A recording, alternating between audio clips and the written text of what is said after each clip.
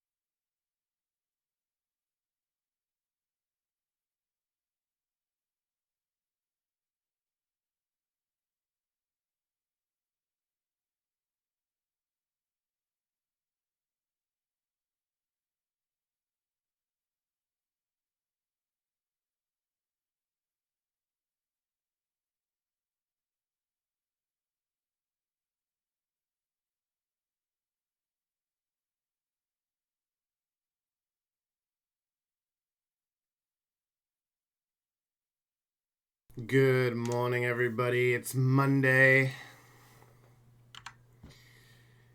It's a new week.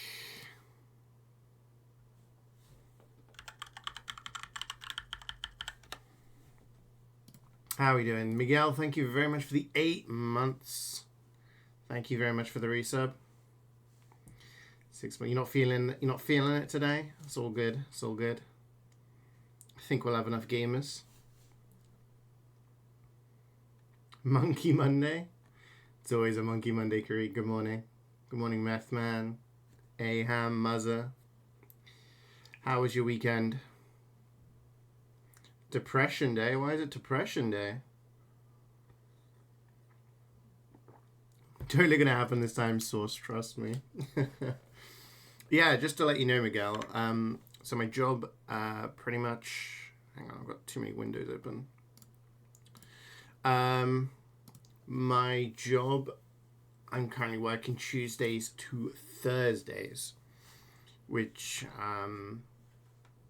frees me up on those other days to do stuff. However, on Monday I do have a marketing meeting, but it's not until 4 p.m. my time. So I can just turn up for that meeting and stream as normal for MvM. So yeah, Mondays are going to be largely unaffected. Just means I won't be able to ever do an extra tour or anything on a Monday. So my time zone is GMT. So it's currently 10:18 a.m. So yeah, basically Monday unaffected. Tuesdays to Thursdays I will not be around. Friday I will be, unless I have like errands to run and stuff like that. New week, same old PP. Are you jumping in, Muzzer? Or are you not feeling it today? One till wonders from now on? No. I can still do two. Bam! It's me. It's a bit dark today. I have to put my little lamp on. Normally Monday is 10 till 2-ish. You know, give or take half an hour or something.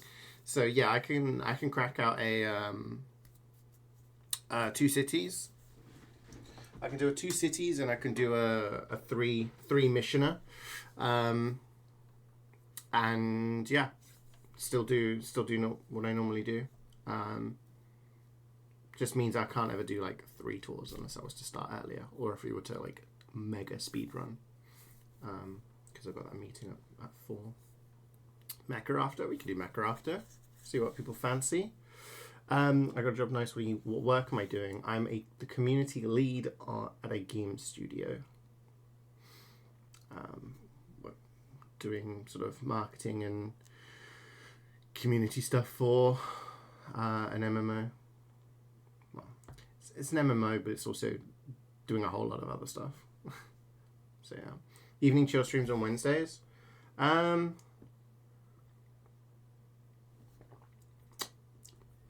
We'll see. We'll see. It really depends because my hours are very kind of woo. I kind of just do my work whenever, and it may be that on certain days, like for example, last week on Thursday, I didn't actually stop working until 8:30, and I was still getting messages from the project manager and project coordinator at like 10:30. So because it is very flexible hours, it's also kind of like, here's work, it needs to be done by this time kind of thing. So like this week is going to be very busy. I have a lot of stuff to do.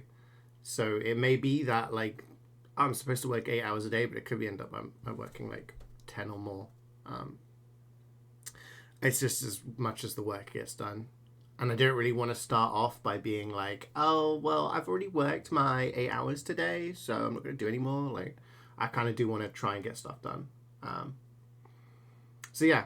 So, if there is ever a day where I'm feeling good and I'm not feeling tired, I can do a little chill stream, kind of like we did last week with Sims. It was good fun. But the plan for this week is MvM today. On Friday, maybe Final Fantasy, and at the weekend, maybe an Elden Ring stream. It really depends. Swood can't, I think Ray can't Saturday. Swood on Sunday is only available from 11 onwards, or 10 my time onwards. But I'm not sure about my availability because of family commitments, so I'm going to say. You wanted to play, but you forgot to install TF2. Unlucky. We still have 2 spots if anyone wants to jump in. MvM Monday will stay at 3 a.m. your time. Yeah, I mean, that will probably change in the future because this role is going to go from 3.5 days to like full time. So at some point it will change, but for the time being, we're just going to stick with the normality. Hello, Darius. Good morning. Good morning. You don't have tickets? Good morning, Wayne.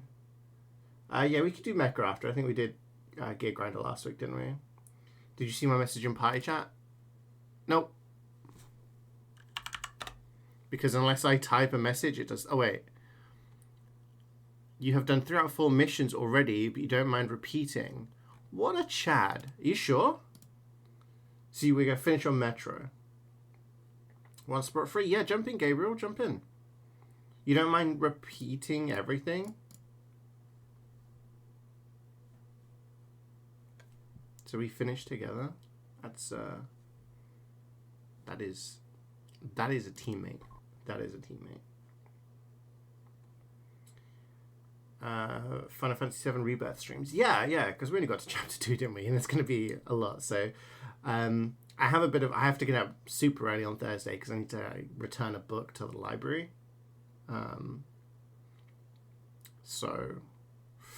I need to do that and then get back here in time for meetings on Thursday.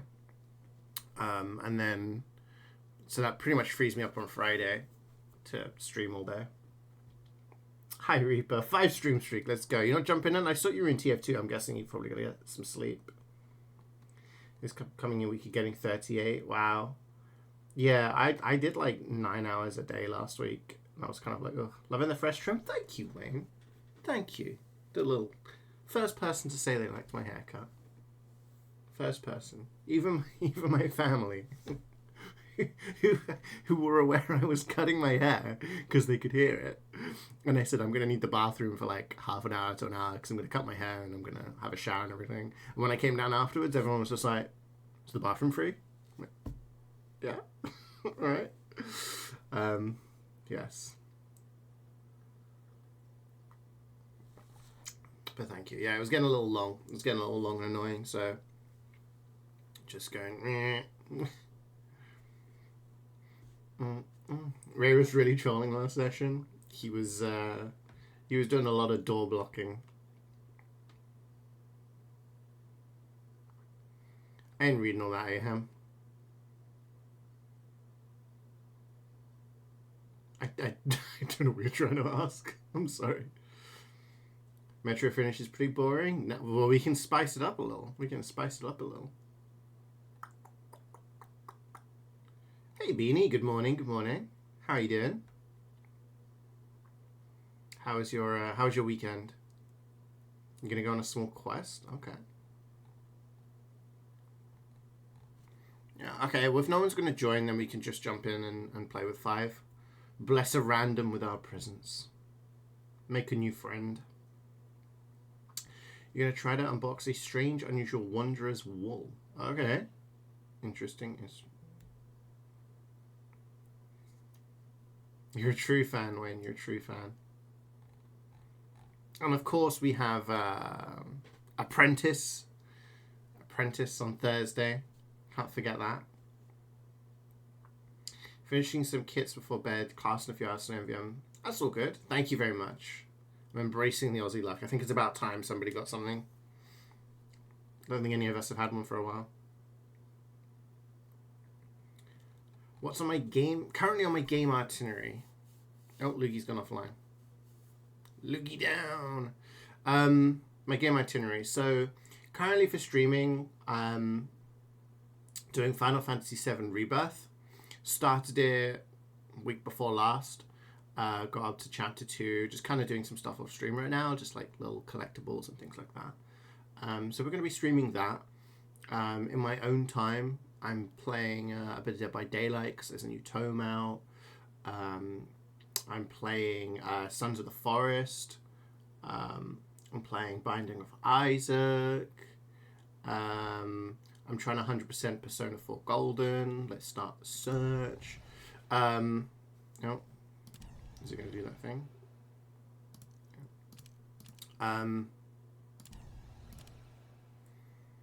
So, yeah, that's kind of what I'm going on. But in terms of streams, Final Fantasy... Oh, my God. I have to do this.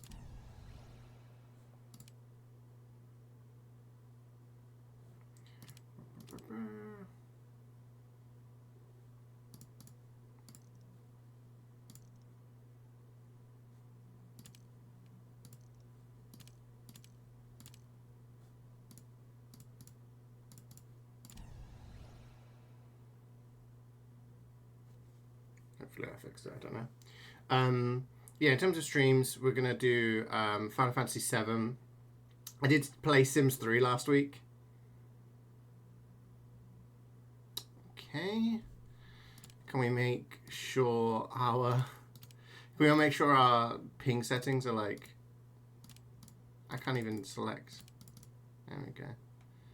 My ping limit's at 250. Can everyone make sure their ping limit is...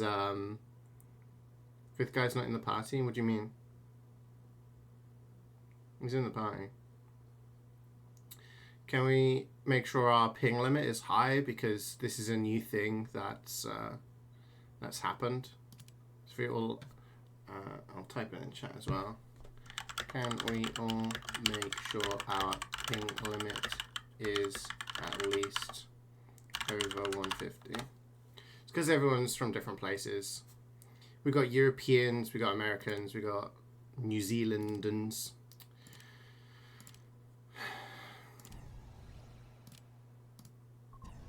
There we go. Yeah, so Final Fantasy VII Rebirth. In terms of the next big game we'll stream after that, maybe Metal Gear Solid 5, and then Persona 3 Reload. Those are kind of like the big games I'm looking at playing, but also there's new games coming out. So we'll just play it by ear, but yeah, we'll see what we can do. But I'm also going to, wouldn't mind doing things like playing Sims 3 and just chilling out. Like, we had a lot of good fun last Friday, just playing something chill. Pick a number from between 1 and 25. I'm going to pick 25.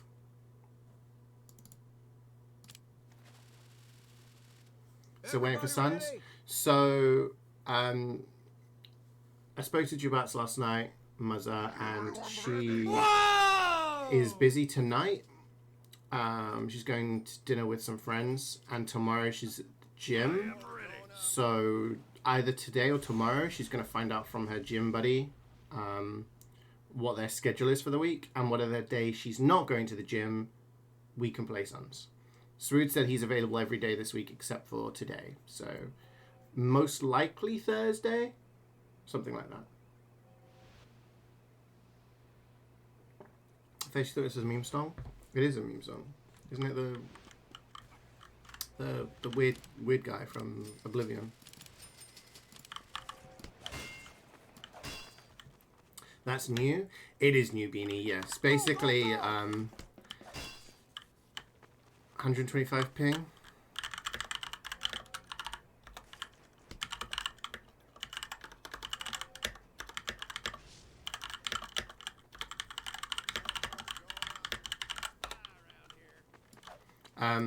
Basically, the issue is, I need to do. I just realised my volume's high. What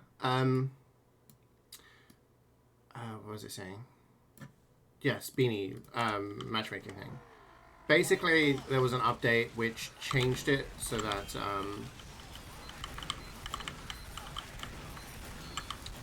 now if the ping limit doesn't match up, it'll get that error, and it'll say it can't find a server. Meister's from New Zealand, Lugi North America, myself and Wayne Europe. So we've got all the different thingies. So now basically, if you've got people from multiple different regions and everyone's got their ping limit set to 10 or something, it will turn around and be like, no, there's no servers with 10 ping.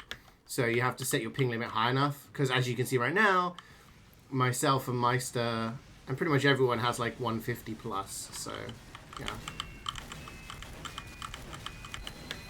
how it works out which server to go to, I don't know, but it always seems to not favor Europeans. Miles, thank you very much for the 9 months. I'm sorry it took me so long to acknowledge that. Sorry, I cannot hear the announcements. Thank you so much for the 9 months, man. That's a little stream baby. Little stream baby. Thank you so much. I hope you've been doing well. So he's going to do a state of play for Valentine's Day, Bloodborne maybe. So there's a couple of things. If you want some Bloodborne copium, alright, I don't subscribe to the Bloodborne copium train. I'm just kind of like, you know, I'm done. If it happens at this point. There was the German PlayStation account said Bloodborne, who says yes, or something like that, or who says no, something like that. There was also the fact that the 60 FPS mod for Bloodborne, which has been around for over 3 years now, was shut down by Sony. They sent a cease and desist, the MCA thing. So, yeah. That could mean that, you know, they may be doing a PC version or something like that. Who knows? After Apprentice, yes. Because she's working from home this week on Thursday, so she'll be able to watch Apprentice and then, yeah. But yeah, we'll find a day.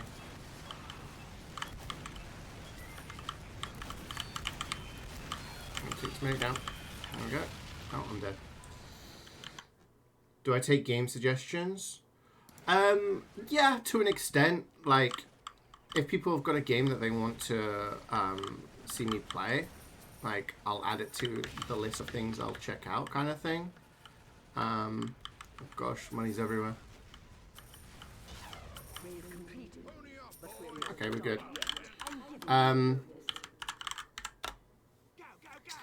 But I do have like a lot of games to that I want to play through, and like, for example, Reflex has been asking me to play Metal Gear Solid 5 for a long time now. So, and I have been wanting to play it for a long time. Neno bought me Persona 3 Reload, and I've been enjoying the series so far. So those are the kind of games that I kind of focusing on, if that makes sense. But yeah, I'm always down for suggestions.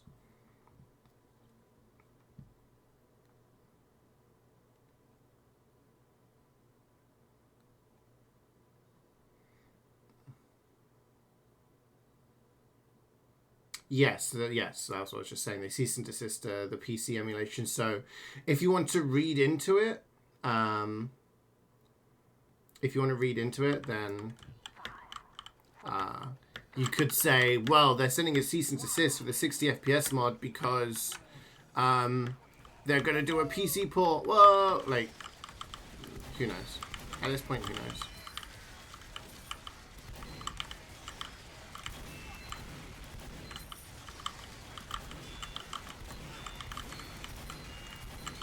Someone was printing. Hey, Scout Man. I'm gonna be honest, I don't know how successful all the battle royales are. I know that EA make a lot of money from Apex. Obviously Fortnite makes a lot of money, but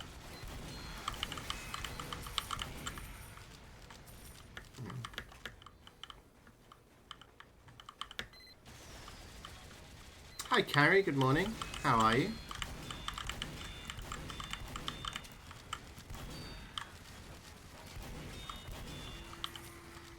I did not want to die. Give you up leveling up the conch. Congratulations.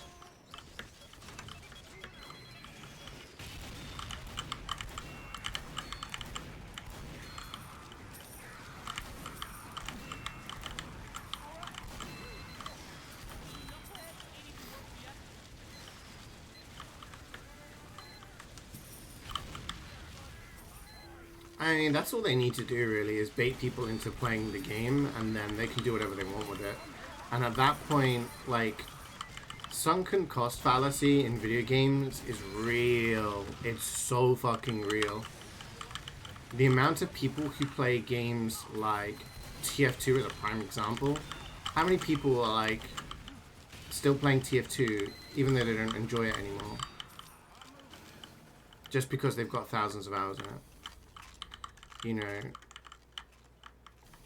games like Apex, Dead by Daylight, games where you have a battle pass, where you play the game and you unlock stuff. People are like, I've spent thousands of hours on this game, and oh my god, my screen's making me dizzy. They've spent thousands of hours on the game, and they've collected like all the battle pass skins and all that stuff. They don't really want to just abandon that game anymore. They don't want to be like, you know what, screw it, like, I don't want to play this game anymore. No, they keep buying, they keep playing the game, they keep buying the battle passes, because it's like, well, I've got every single skin on Valkyrie, I have to keep buying the battle passes because, you know, I don't want to miss out on any of the skins, you know what I mean? It's just that kind of mentality that keeps people in these games. Good morning, Fortinex. How's it going? Picked up an AWP with a Fnatic DreamHack 2014 Hollow. Oh, nice. I have a couple of CSGO souvenir skins from the 2014 Major. Between, like the final between Ninjas in Pajamas and Fnatic. It's kind of cool. Oh, are we lagging on this video again? Good morning, Fire. How are you doing? Oh, hang on. Whoa! Hey, 52 Monday months from Dobe Nano. Thank you so much, dude. Monday mundane? Nah, Monday is never mundane when we got MvM.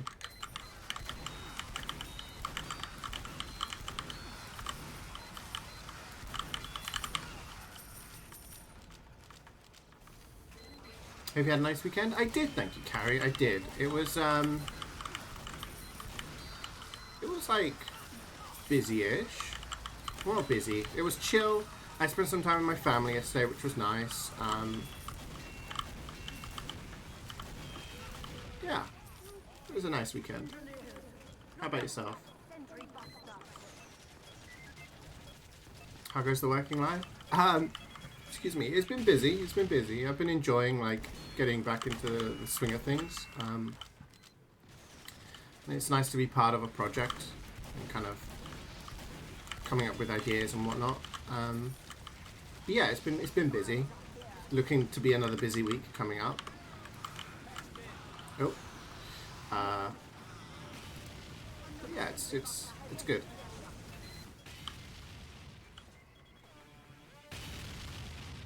You visited your grandma? Oh, nice. And you finished 2016? What's your final analysis of 2016? How much did you enjoy it or not enjoy it?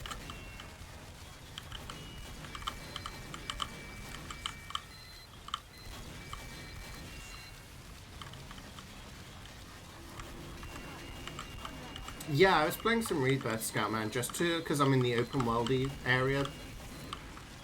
So I was trying to do like the side quests and collectibles and stuff like that, which I've been doing. It's been really good. I've been really enjoying it. I saw you were playing some, and I was like, oh yeah, you're trying to get ahead so that you can watch the streams, which is really nice.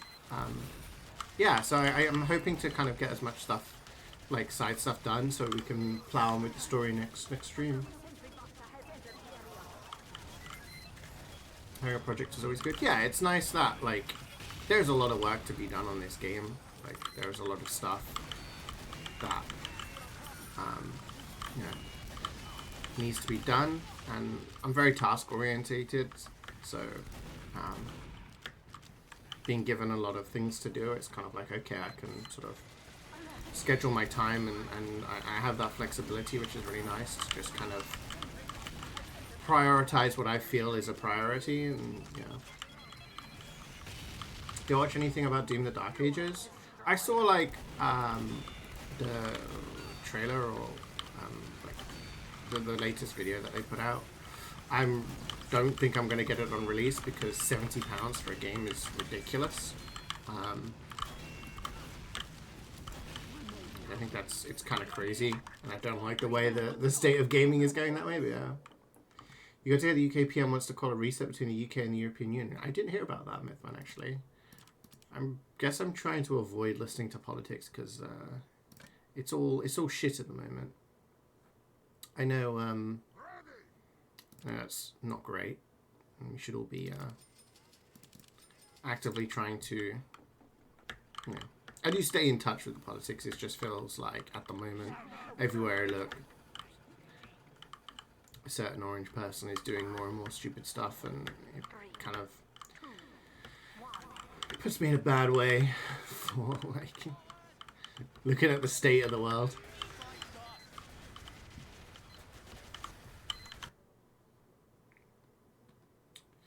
Used to try and get, yeah, it's just a money making thing for a lot of these games, unfortunately. What do you say, Carrie? You like buses much more now? Wish you got the double jump in an earlier chapter. Yeah.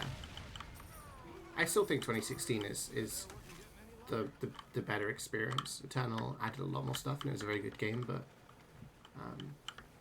yeah. Hi Gareth, how you doing? How was your weekend? I mean, probably not amazing considering the score from yesterday, but... Do you mind if you talk about the difficult system of Dark Ages? You can talk about it, yeah, of course.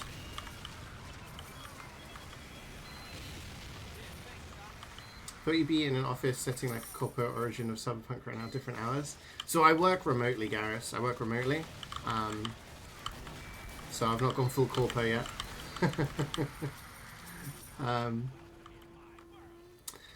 Yeah, I work remotely, and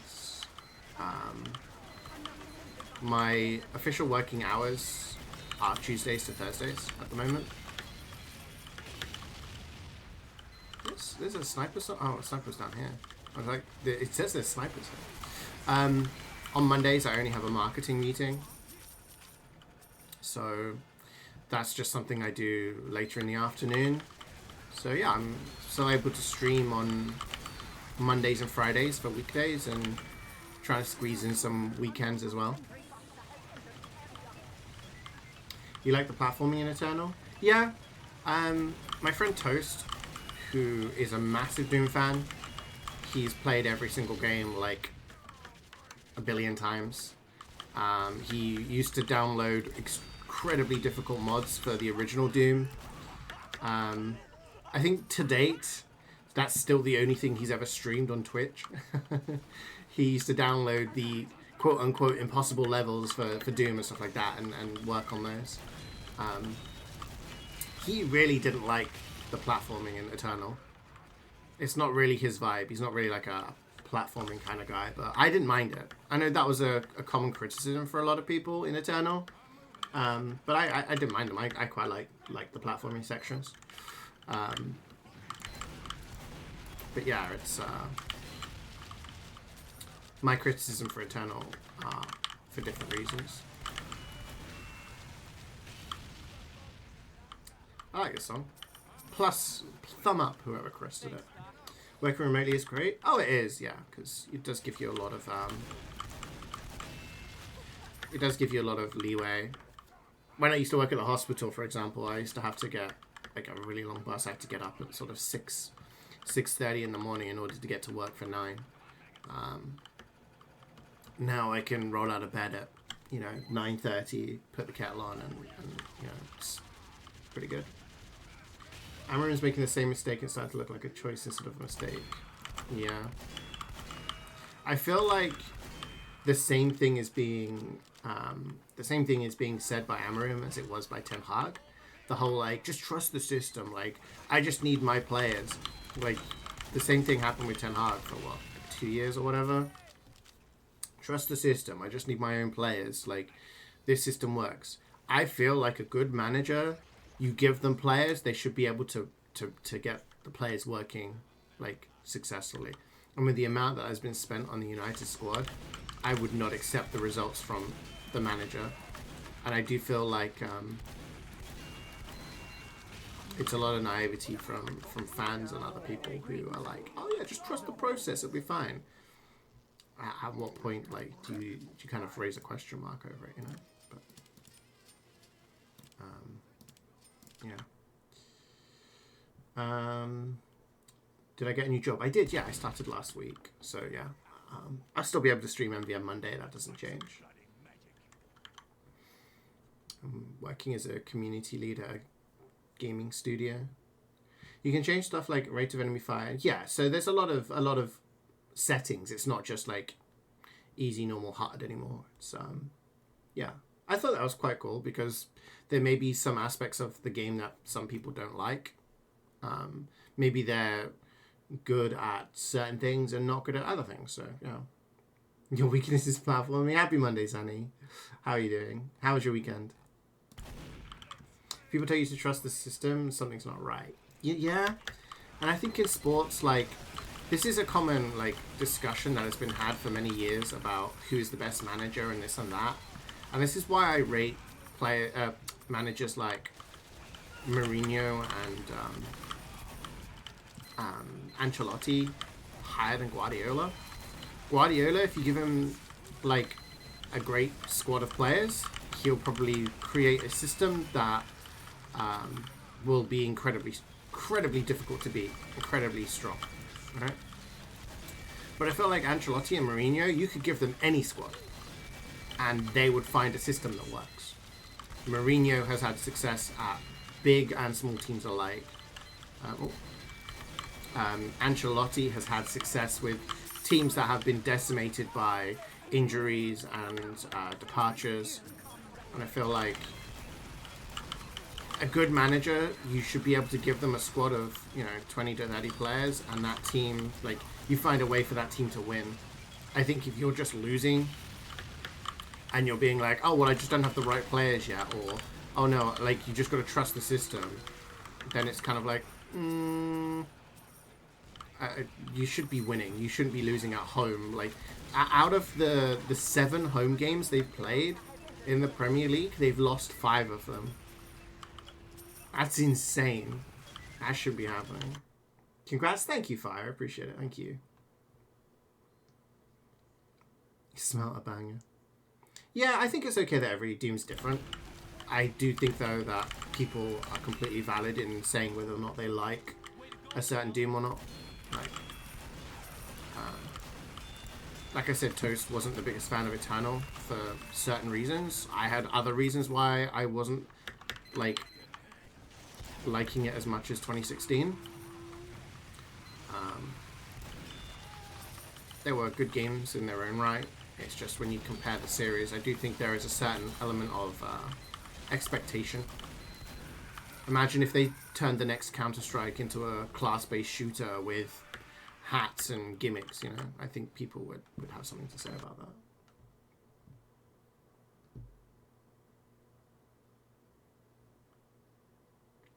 Gonna make meme posts on social media. We do have a social media manager, so she is in charge of the social media. I'm in charge of other things. But yes, might have to do some TikToks and YouTube shorts on meme content.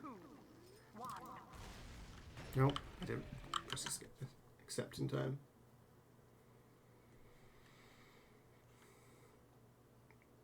Yeah, well, because people are dumb, Aham. This is something that we've had discussion before, right? Like, people are dumb. You should not listen to the people who complain about these types of things. It's not worth your energy to, like, inwardly digest those comments by people. You want many betting on Palace to win. Yeah. Like, this happened the last time a Doom game came out, and its software tweeted saying you control the buttons you press. Something like that. If you don't want the game to be easy, don't choose the easy settings. Like, who gives a fuck if other people make their game easier? Who gives a shit, you know? She? Company. Most of the people I work with are women, actually. In the marketing team.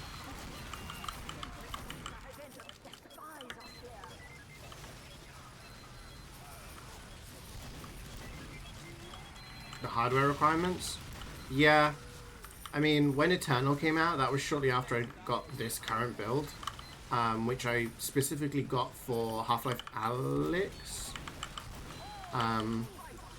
And then when Eternal came out, I was like, oh damn, like my old PC probably wouldn't have run this. So now I'm kind of in a similar situation.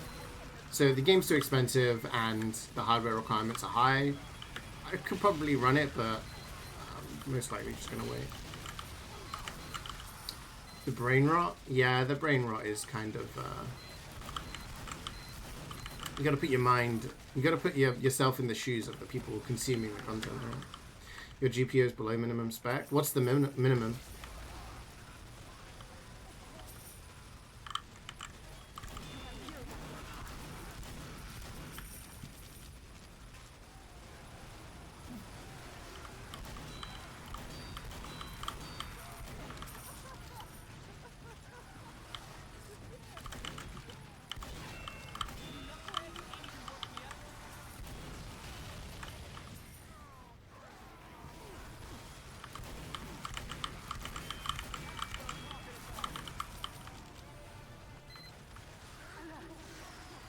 People complain about it because they got off me able to beat upper levels. Yeah.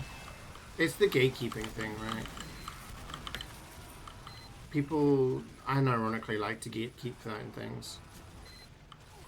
It's like the Dark Souls thing, right? Dark Souls came out and was very difficult. And a lot of people were like, how do we beat this? How do I beat that? And the common line was the get good line, right? You gotta get good. The reason people said that was because you actually had to get good at the game. You had to actually understand the mechanics. Like, that is my advice to anyone who plays Sekiro, for example. You need to get good at the game because it took me, like, a whole bunch of time and attempts to beat, like, the first boss. The butterfly, Lady Butterfly. Once I did, I kind of felt like, okay, I understand the game now. I've got a grip to the game. Guy, like, nearly spawned inside me. And once I did that, I felt like everything else was just fine-tuned. But a lot of people kind of corrupted that as time went on, as being like get good as like almost like a slur, right? As almost like a piss take. Oh, you want to beat this level? You got to get good at the game, ha ha ha. Like, that's not always the case. You can give people advice. You can give people hints. But some people really do get off on the idea that they can beat a game, and other people can't, you know? That's where they get their jollies off. So, yeah.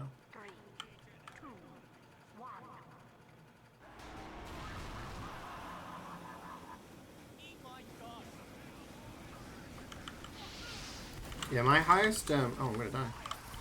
My highest rank on CSGO was like LEM. Back in like 2014, 2015, around that kind of time. But I don't understand how I don't even really play it very much anymore. I only play it with friends. Sparingly. Some people hate the notion of spells and spirit ashes. Exactly, exactly. Like, the game gives you stuff to play with. If you're going to complain other people are using spirit ashes, or you think, like, it's a flex that, like, I beat the game without using spirit ashes and without using magic, and my eyes were blindfolded, and I had my hand down my pants the entire time. Like, okay, congrats. Good job for you. I'm happy for you. But, like, let other people play the game they want to play. Like, I draw the line at cheating. Like, if you're using, like, unscrupulous means to do what you want to do. Oh, Akio, yeah, jump in. If you cheat, then it's kind of like you're ruining the experience for yourself, and it's a hollow victory. But I do think, yeah, if the game gives you tools, use the tools however you want to do them, you know?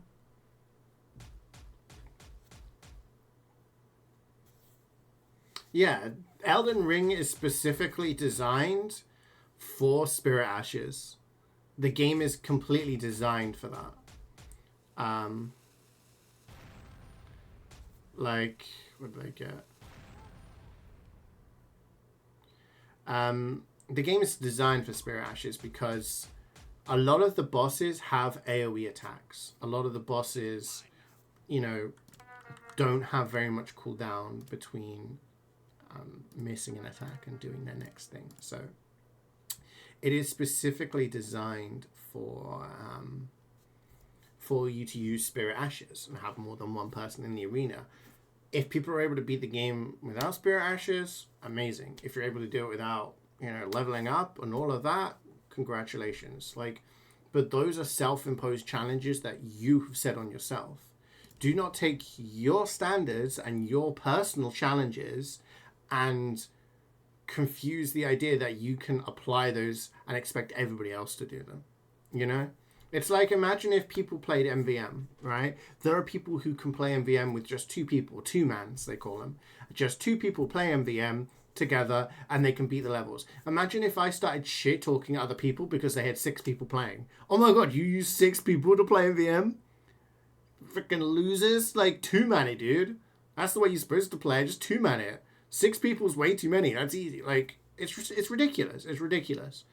If you criticize people for using the tools given to you in a game, it's embarrassing, really. Hi, Reflex. How you doing, man? How's your weekend?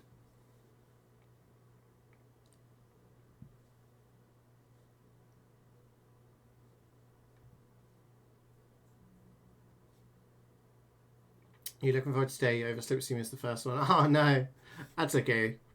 We're going to finish this and we're going to do Mecha afterwards, I think. Yeah, so like on my first playthrough, on my first character, I played just with using everything. I explored everything, I did everything. My second and thirds were like faster playthroughs to try and get the different endings. And then I did a playthrough where I only used dragon spells, like the dragon head spells, dragon communion spells. And I didn't use Spirit Ashes or anything like that. And I managed to beat all of the remembrances. And I was like, nice, that's like a cool personal challenge for me. Like, I did it. I enjoyed playing the game in a different way. But, yeah. See, that's the thing, Aham. That copy pasta came from a reply to a journalist who said that they beat Sekiro using a cheat engine to slow the game down. That I don't abide by. That, like, I don't condone. I think if you're using like cheats in order to beat the game, you're cheating. It's you know. Yeah, I think, but the thing is, people will use that copy pasta to criticize people who playing the game as it's supposed to be played. So we gotta go if you're killing Ornstein first, then Smo. Yeah, I always kill Smo first and then Ornstein. The thing is, Scatman, I think you're like fundamentally misunderstanding the blessing system in Elden Ring, in the DLC. The blessing system is a leveling system for the DLC. When you enter the DLC, you start at level 0. It doesn't matter if you're level 100 billion, right? You do not do increased damage to stuff by leveling up. The blessing system is a separate leveling system to level yourself up in the DLC. I thought it was a rather ingenious way to have everybody a rather ingenious way to make it so that everyone enters the DLC at the same time, because Elden Ring is an open world game, and because of that there are people who would be incredibly over leveled for the DLC. If they had just left it as is, you would have had to have set the bosses to an arbitrary regular level, and then that means people who beat the game at level 150 would struggle compared to those who beat the game at level 500 because they happen to explore more, you know? You're trying to think of a streaming schedule for this week? You're gonna do more Minecraft? You're gonna do more Persona? What are you feeling? Do whatever's on the tip of your tongue, on the front of your brain.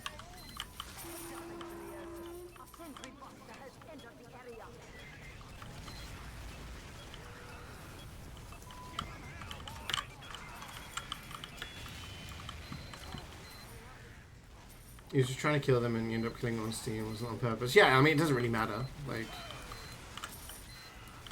if you want 100% the game, you have to do, like, both. So the next time you play, you gotta do it the other way around. Because you get a different soul when you beat them. Yeah, so...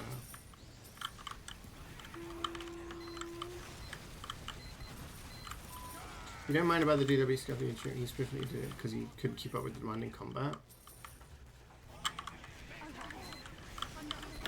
I think... So I don't really like it if people cheat, because then you're not getting the experience of the game. Right? There's a difference between cheating in a single player game compared to a multiplayer game.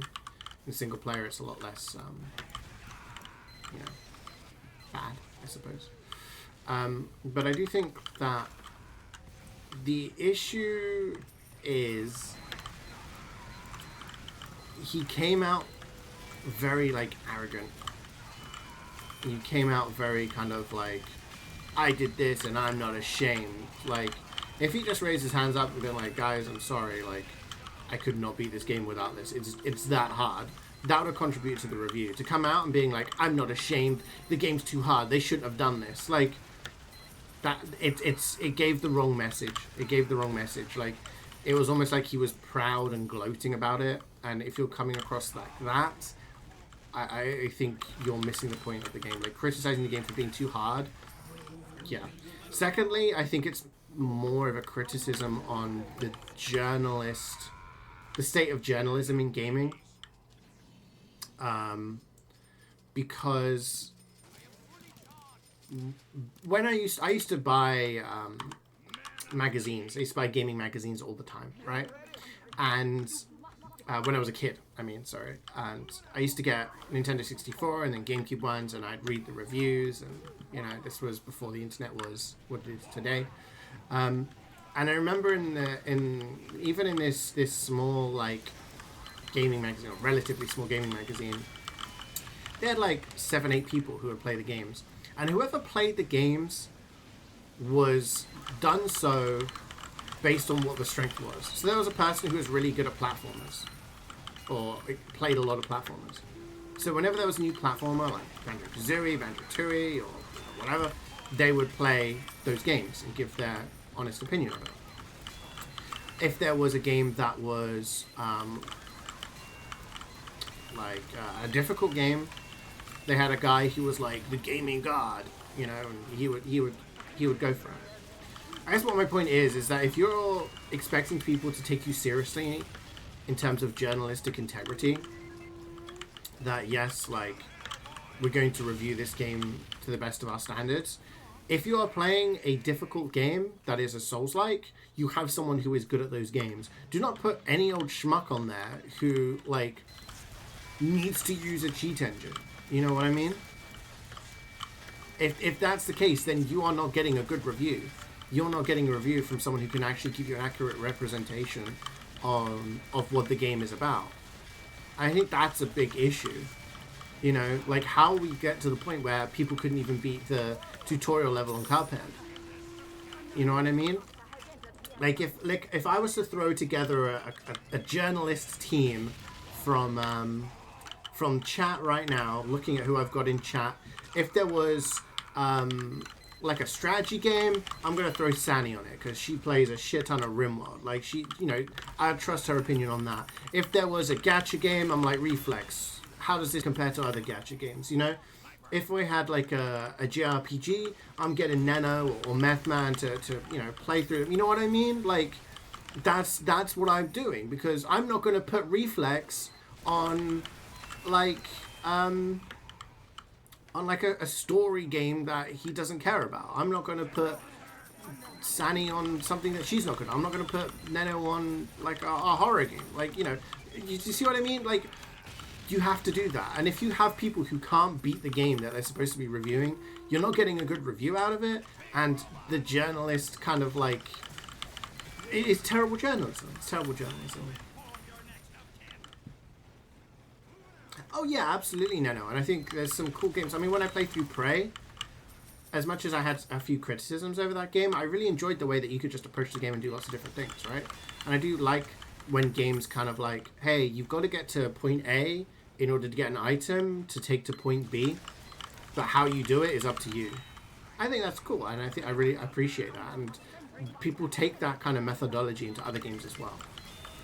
So in Elden Ring, you can beat a boss by using summons and playing support, or using magic, using a small sword, a big sword, two swords, a crossbow. I think it's variety is good. Good evening, Lackey. How you doing? Put you on the gacha slopes. So yeah, exactly. You can rage bait on purpose? Maybe. I feel like that didn't do much benefit for them at that time. I'm not sure if we'd reached that level of like rage baiting for clicks quite yet. Because this was what, 2017, I think? No, 2019. But yeah.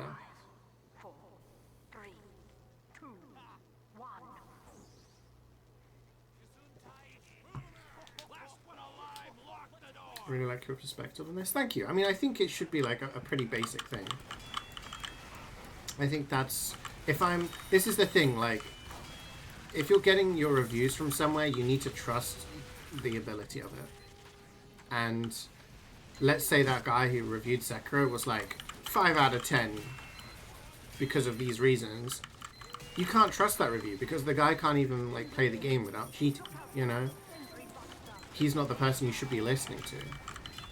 This is why when I ask for recommendations from games for people, I ask the people I've just mentioned for their opinions on those games, because I trust your guys' opinions on the games that you have played a lot.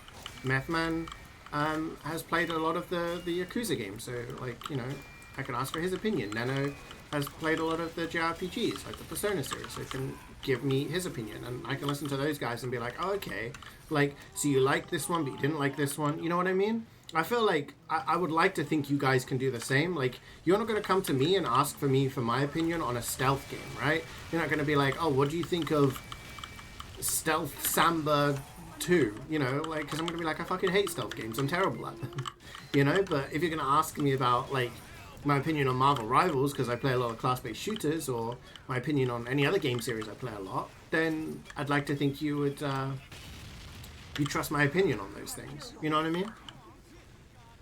Like, when Carrie gave me a list of, like, cozy game recommendations, she plays a shit ton of them. She has a massive library of them. Of course I'm gonna, like, appreciate her opinion compared to someone else who doesn't play those games. I'm doing very well, thank you, Lackey. Doing very well. Yeah, I do think like I do think there is a level of like crunch in the game, like, the journalistic like area. Nano, I agree with that, and I do think like they don't always get to choose. And in an ideal world, this is how we would do gaming journalism. Excuse me, but it's probably more a case of they get given the game on the like Tuesday, and they've got to get a review for it out by the Thursday, before the release of the game happens on Friday. You know what I mean?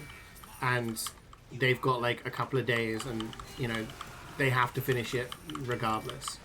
I can understand why that would be. It makes it difficult, but again, like it raises the question of can we appreciate or trust these things?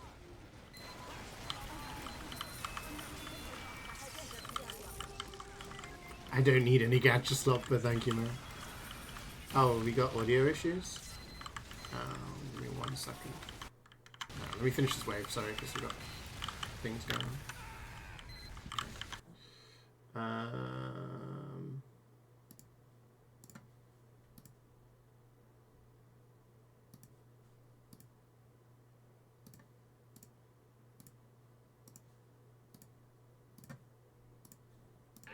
Is this fixed? Or is it the music that's...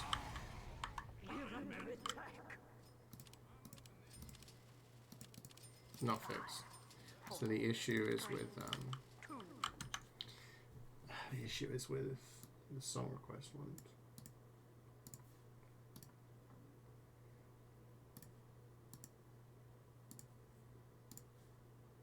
I don't know why it does this, by the way. It's very, very odd. Okay, is that better?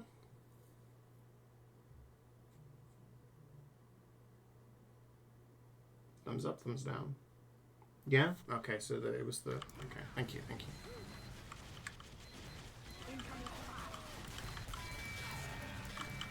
You've been ill a lot? Oh, I'm sorry to hear about that. What do you think about survival games? I don't play a ton of them, but I've been playing Sons of the Forest recently, and I've been really enjoying that. I think those games, you've got to be with the right kind of people. If you're playing with friends, then I enjoy that more compared to just playing that kind of stuff by myself. Maybe your opinion on Super Seducer Stealth Edition?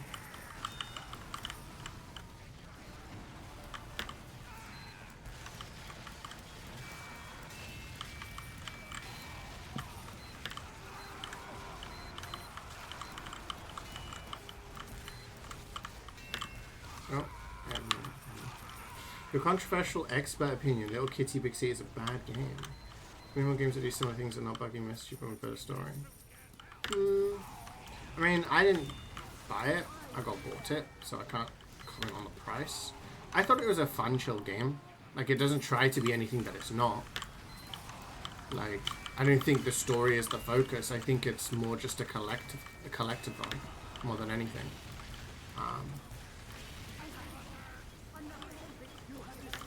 Like, I think,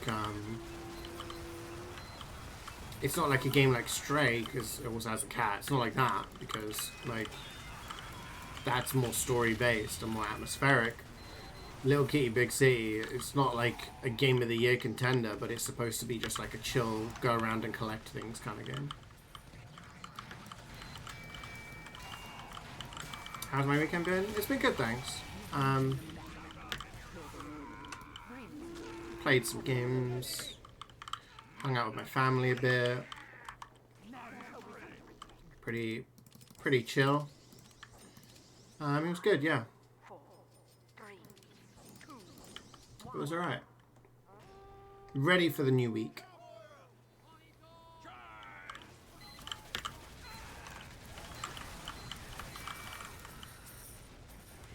I started watching House recently. Never watched it before. It's been interesting.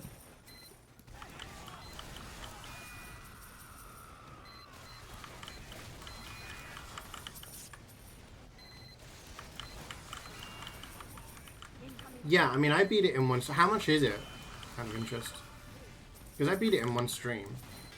It wasn't a super long stream.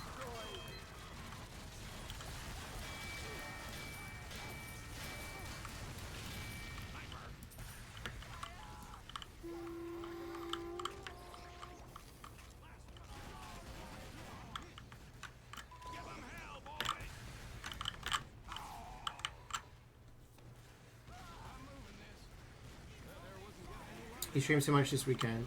Yeah, I did manage to tune into some of your streams.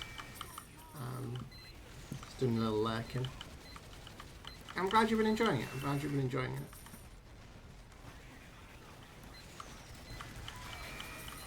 It's nice when you manage to get into your groove.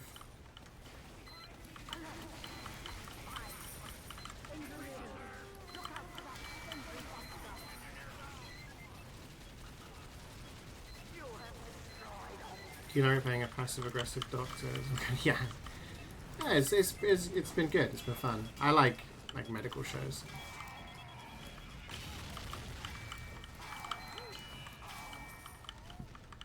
You want to get into it, but you have a phobia of human anatomy. I mean, I don't think that's strange. I think that's quite a common thing. There's a lot of people who don't like that kind of thing. Makes them uncomfortable. So, yeah.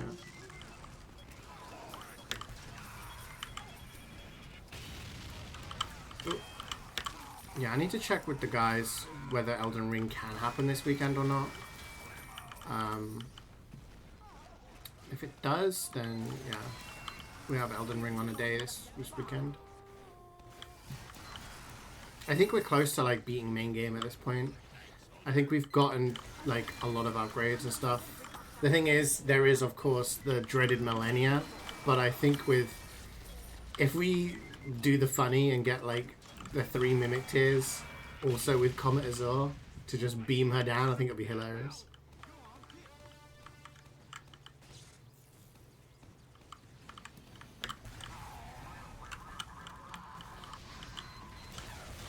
No.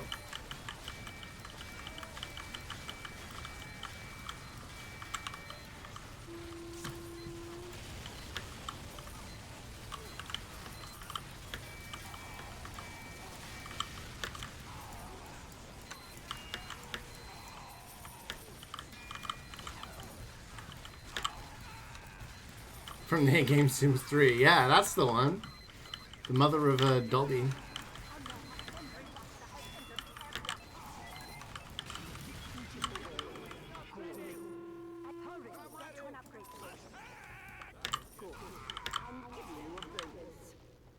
You're in the UK Friday to Monday? Nice. Do you have any plans, or are you just going to be chilling?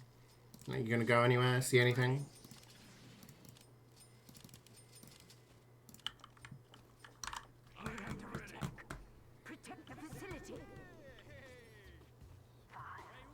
Is it good? You just can't tolerate it? I mean, people have phobias of things and things that they don't like, right? Like, if you don't like seeing people having surgery on, then, you know, that's fine. It's not like you have to expose yourself to it, right? You play Kingdom Come Deliverance? Okay.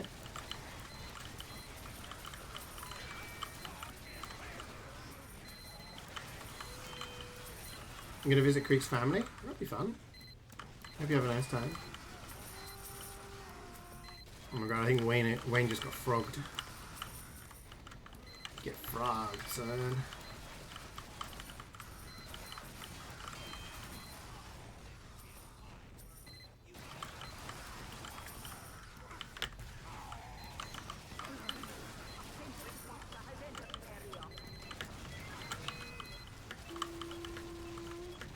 Yeah, don't force yourself to watch it if you don't like it, man. Right?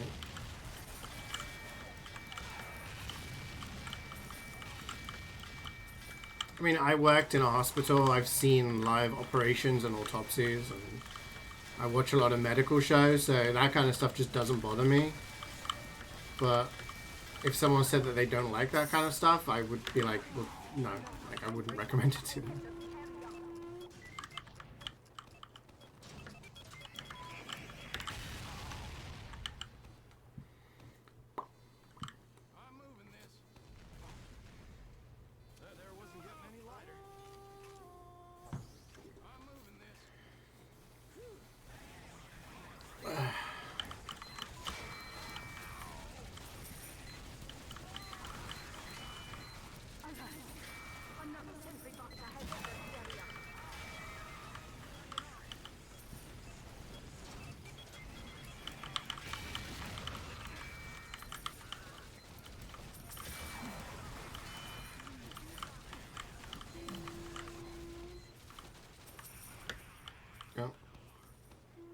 Combination of elements that makes it uncomfortable for you. Horrific music, dressing sound effects. Yeah. Yeah, I can see how it could give some people anxiety. So I watched a show with my family yesterday, which is one show we like to watch.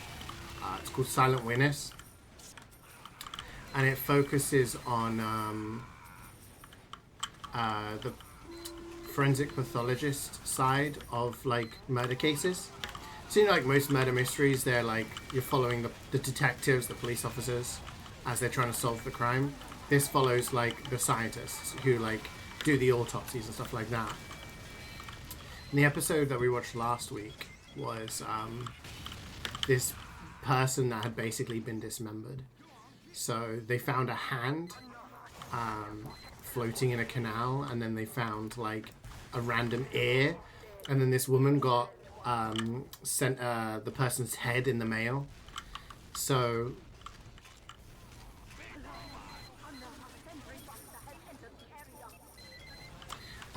so you saw this like decapitated head, and then you saw like they're like analyzing it. They're like, yes, like the cut here indicates the person who did this has surgical experience, stuff like that. And they're just kind of like, so yeah, if you're not into kind of disgusting stuff, it's like, yeah.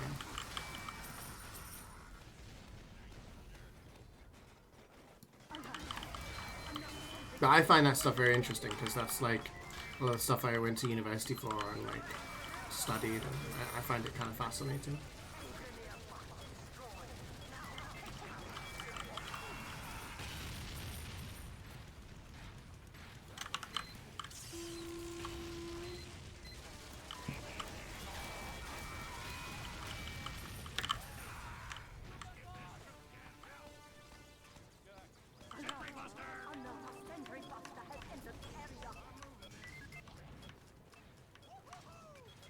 Democracy in my chat? Where do you think you are?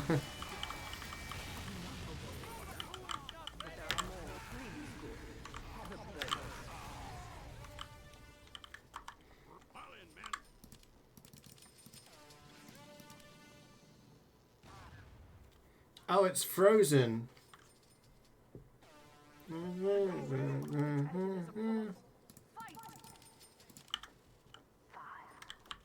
Let it go. Let it go.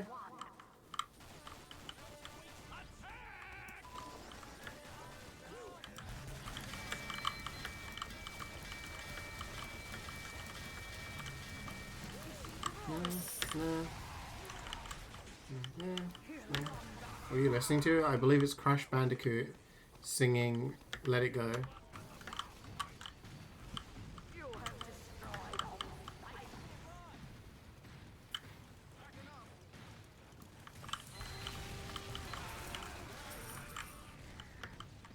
It's Let It Whoa.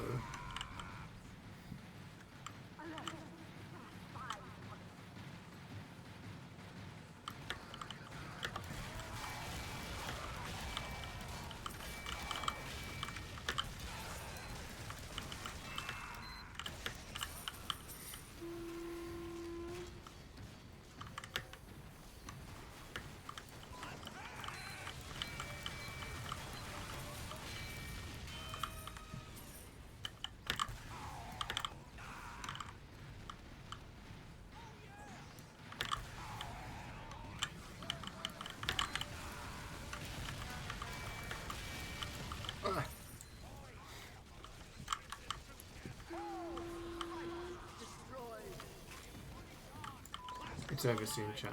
Just think of that. It's over soon.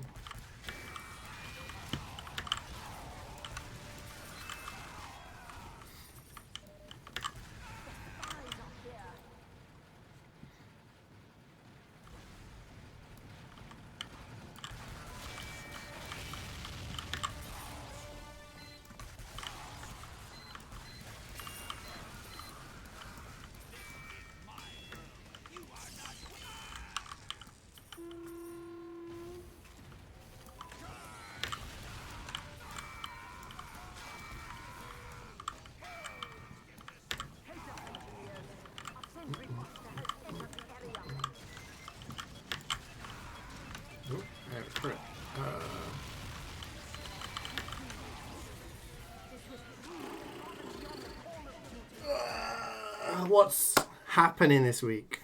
Has anyone got anything fun planned for the week? Carrie's going to the UK. Anyone else doing anything fun? I mean, if you consider going to the UK fun. There are many like it, but this one is mine.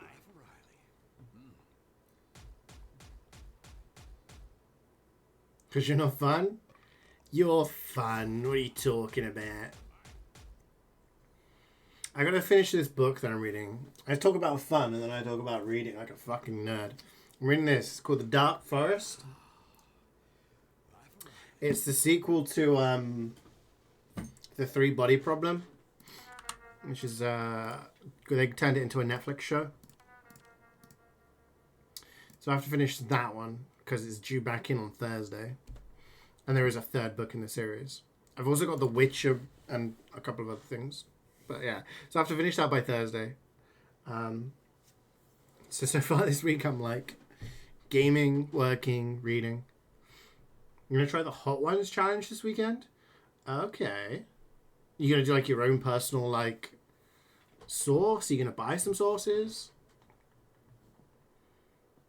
You're expecting a delivery from Every? What's Every? Last book you read was A Man Called Uwe. So I have some other ones currently. So yeah, so that's been a good book. It's really interesting. It's about the Three Body Problem. It's I recommend watching the thing. But yeah. I also got The Witcher, Sword of Destiny. That is the first one apparently I'm supposed to read. So I'm gonna read that at some point. And then I've got this fat ass one. This is another sequel to a sci-fi book that I read before called Children of Time, which is my favorite book that I read last year, actually. And that's like the follow-on from it. So yeah.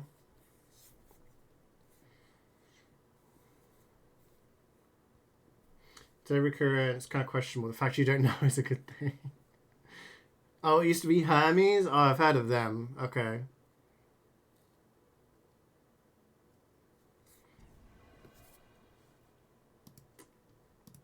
The school you went to last year is hosting again this year. You hosted at school. Oh, nice. It's the source from the show. Oh, that's amazing. Oh, dude, take some pics. Let me know how it goes. That sounds fun. I'd love to do stuff like that. Hot sauces don't really mess with me too much. I'm fine with them really. So I always feel like I could do like a hot wings challenge or something.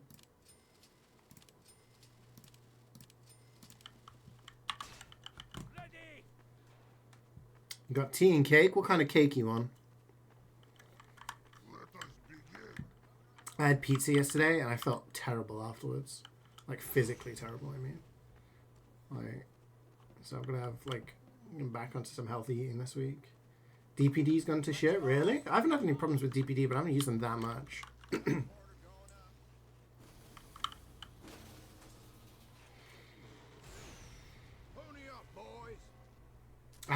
I sent a parcel to Canada last year, right? And it took 6 days to get there. So I was like, cool. So I sent something to Jubat's for her birthday. And I sent it like a week and a half ahead of time. It took nearly a month to get there because it was stuck in customs for so long. I was like, what the shit? So it missed her birthday. So I was pissed off about that. So I was like, okay, I'm not going to make the same mistake again. Valentine's Day, I'm going to send it with plenty of time. Sent it with plenty of time, turned up in like 5 days. I'm like, you kidding me? Where's the consistency? How am I supposed to plan this shit?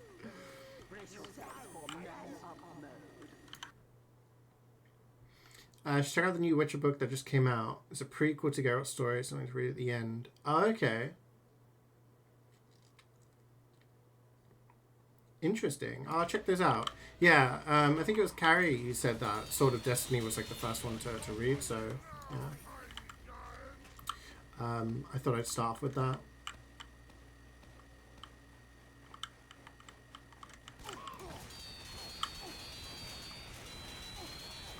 You go to chocolate cake and cake with crust. Oh wow, nice. I'm jealous.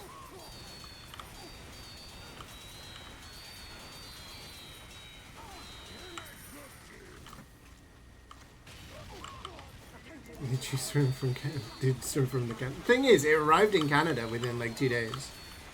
So I sent it via Royal Mail. They have a system where they can collect your package and then like put all the stickers on it. The most recent one, that wasn't available. So I go to the post office with all the labels, everything, like the box is sealed, weighed. I've could have put everything on the customs label, saying what's inside it, how much it weighs, how much it's worth, etc. So I do all the hard work. I give it to the post office. And it always arrives in Canada within like 2-3 days. But the second time it's got stuck in customs. It looked like someone had their way with the box as well. Because it had like holes in it, it was like beat up. This one was fine. This one had a lot more breakable stuff in it, so thankfully it was okay. Sword of Destiny is a good starting point. Nice. Yeah, I want to keep a variety. I read a lot of sci-fi stuff, but I also try to read like other things too.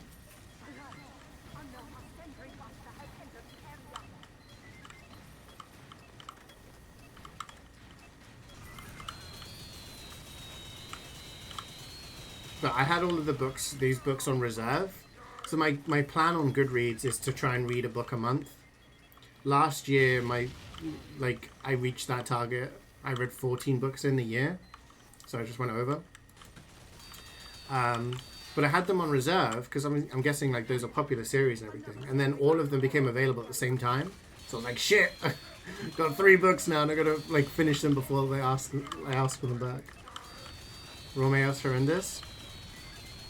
Yeah, like, again, like, I've not had bad stuff with them, but yeah, sometimes there's very frustrating things. They won't even ring your doorbell and they'll just be like, you weren't at home. It's like, you son of a bitch. I never leave the house. Of course I was home.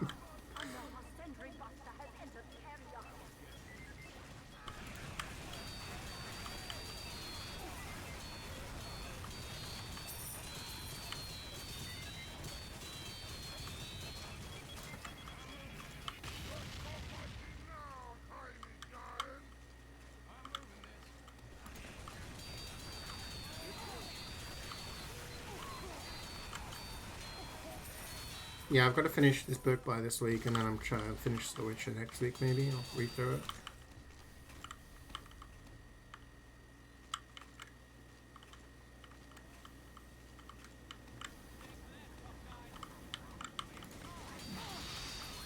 And then I've got to do Final Fantasy VII stuff so that I am ready for the stream.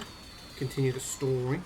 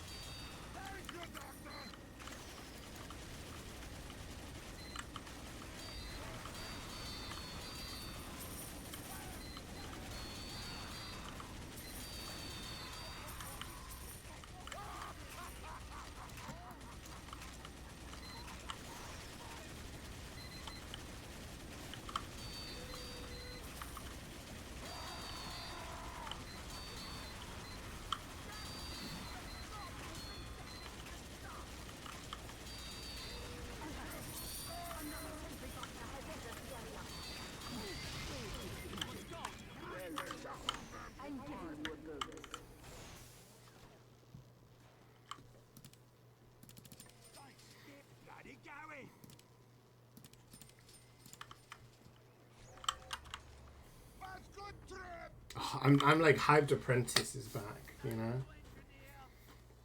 It's so good. It's so good.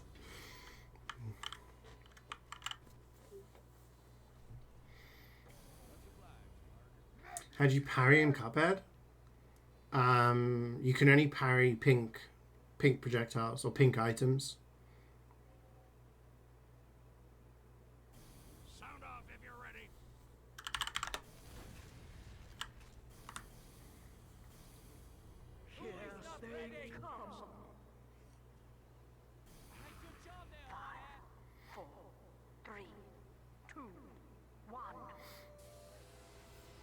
Like, if the enemy shoots projectiles, every so often they'll shoot pink ones, which you can parry, which gives you like charge for your super.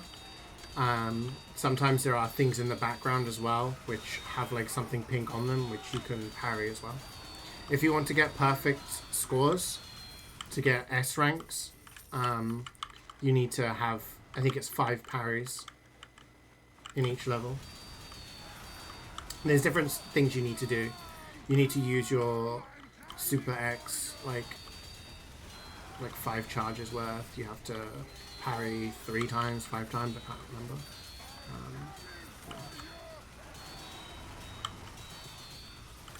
But the game revolves around dodging as opposed to as parrying. It's just those certain things you can parry.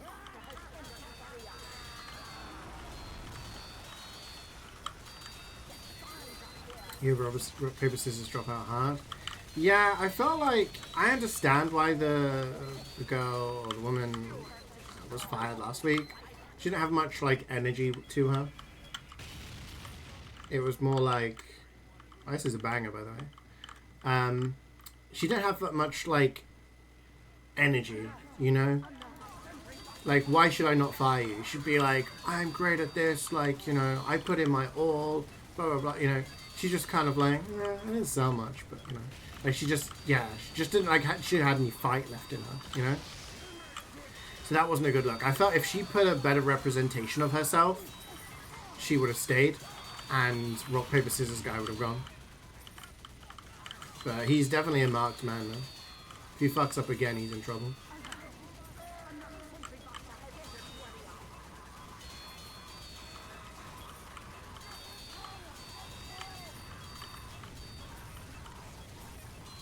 Yeah, I struggle with attention as well. It is something I've always struggled with. When I read, I have to really like focus on it.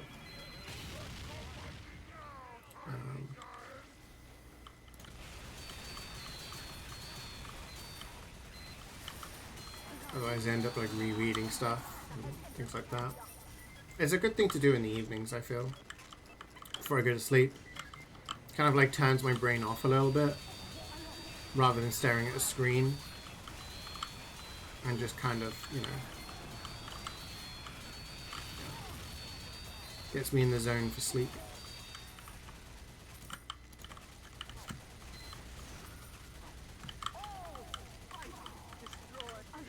I don't know how well I'd cope with audiobooks.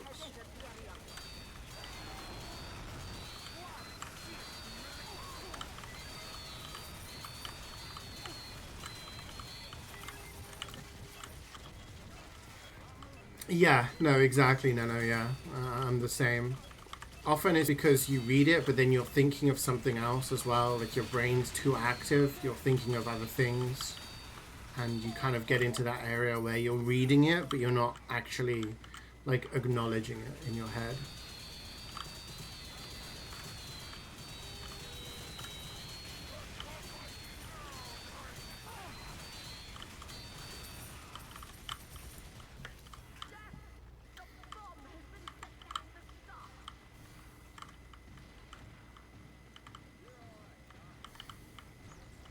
Yeah, I mean, like, making notes is viable. I think sometimes it's more like you just want to read this page and know what's going on so you can progress the story or whatever, and you end up in a situation where you're just kind of going over and over and over again.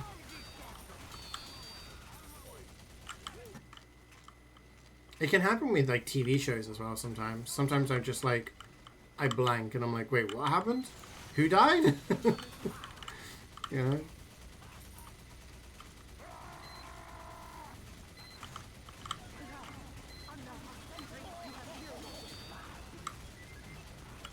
Sometimes you're just not in the mood for it either. Like,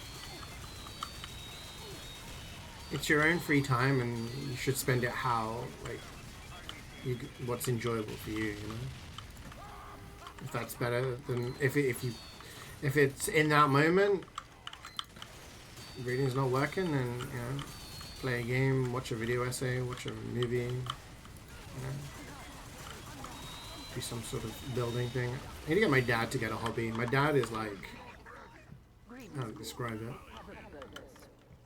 My dad started making spreadsheets on like, oh, this is how many steps I walked today, and like making graphs out of it and stuff. I'm like, holy shit, dude, you need a hobby. Please get a hobby. And I was like, why don't you read? He was like, I fall asleep reading. I was like, why don't you build a model? He's like, I haven't got the patience. I'm like, okay. Get him an instrument? Nah, he would not play an instrument. He would not play an instrument. I bought him like a model replica of the Bernabelle for it was birthday or Christmas one year. And so he built that and he enjoyed that. But I don't think like he'd make a habit of building things, you know? Get him Balatro? Unironically, I think he would maybe enjoy Balatro, but like it would take him a long time to understand. You know when you play a game, like if I was to like hand a game to you guys would like jump in, try experimenting with different things. What does this button do? What happens if I click here? I think older generations do not do that anymore. If my parents have an issue with their phone or something, they will not try and problem solve it themselves. They'll just go, it's doing this. And it's like, okay, have you tried pressing cancel? Have you tried, you know, turning it off and on again? Have you tried, like, they don't problem solve. I've told my parents multiple times, if you have an issue on the computer, or like an error, literally just Google what the error says and you'll find other people who've had similar problems and you might find a solution. But they don't, and I feel like with video games, like, they'd be like, what do I do next? How do I clear this? Like, they won't try and click buttons and work it out themselves. They just, you know, it's doing this. What do I do? I don't fucking have an Android phone, dude. I don't know. Getting your steps in is a good hobby? Yeah, absolutely. But, like, sitting on your computer all day, like, staring at spreadsheets, I don't think is healthy. He has, like, a spreadsheet for the amount of fuel consumption in the car. Like, he watches, like, history YouTube videos and stuff like that. Like, the Roman conquest of this place and that place, Napoleon doing this and that.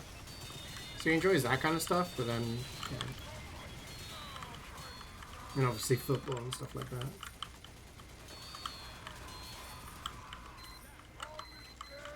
Doesn't he do gardening? He does do gardening, yeah, he does. But at this time of the year, there isn't really much to go on because it's cold, and it's not until like a couple of months' time when things start getting planted. So in the winter, yeah. But I did actually think about Balatro because I thought it's like numbers based, and he likes numbers. Like he does Sudoku, so I buy him like Sudoku puzzle books and stuff.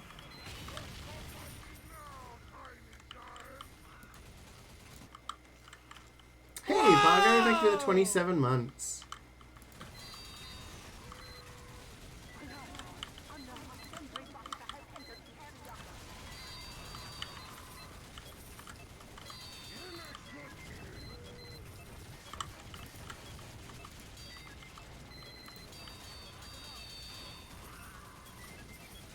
I read that scammer message as like the Punisher thing where he's like, no, no, no, wait, wait, wait.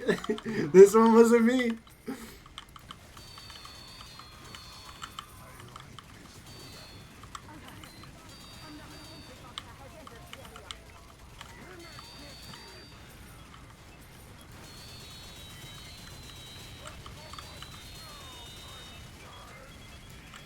I mean, the actual song is always one of my most played songs. It's a banger.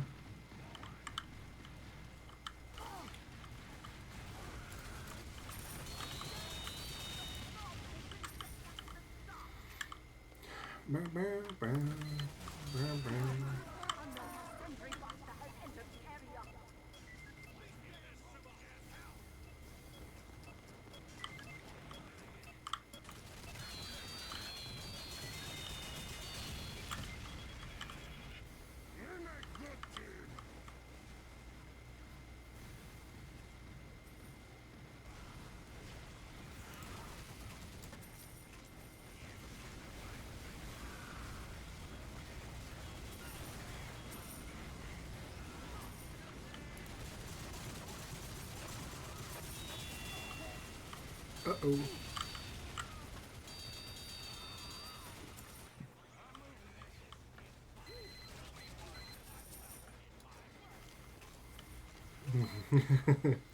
Wayne's imposing his standards on everyone else.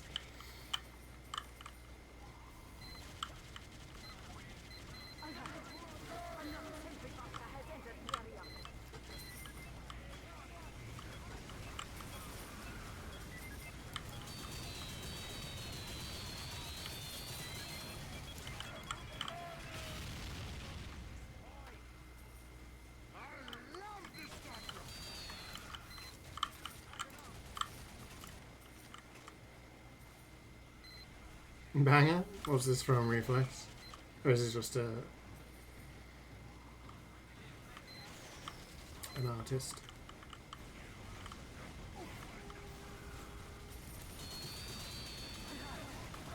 Oh, a VTuber.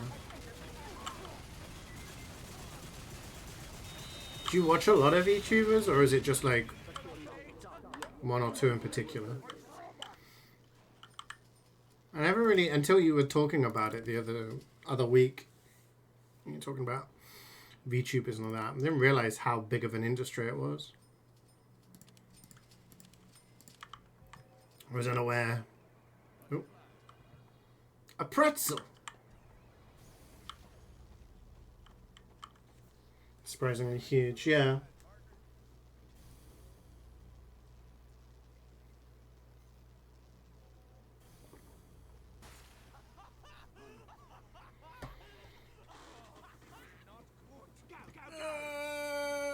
Wake up! Gabriel, ready up!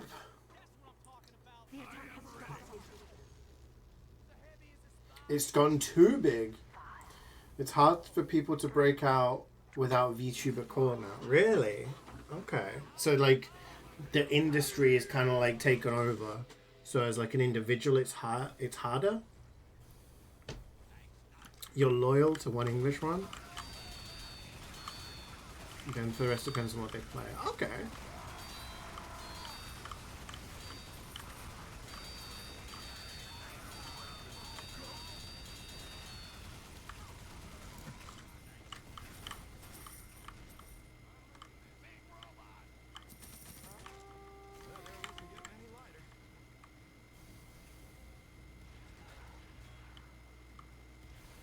I mean, the visuals are clearly marketed towards a certain demographic, right? Like, maybe I'm just being facetious or cynical, but I would imagine there aren't very many popular VTubers who have just like a plain avatar that's just generic. I would imagine it's a vast majority in the side of female.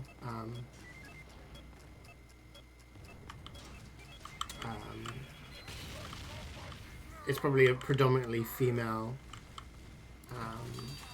in terms of popularity, right?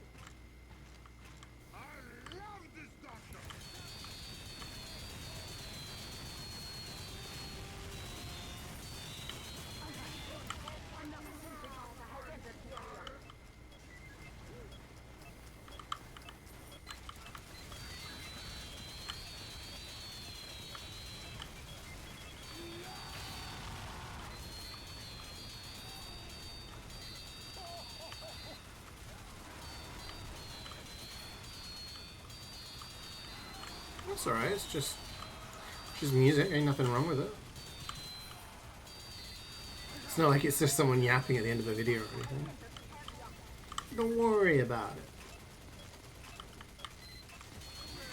What do you think is going to be the next like advancement in terms of streaming? I'm not saying VTube's an advancement, but like, so you can watch streamers, you can donate and all that stuff and blah blah blah. You have VTubers and stuff like that. What do you think's next? Do you think it's gonna be like, I mean, we already have AI streamers, right? We have streams that are completely done by AI. You know there are Instagram models that are AI?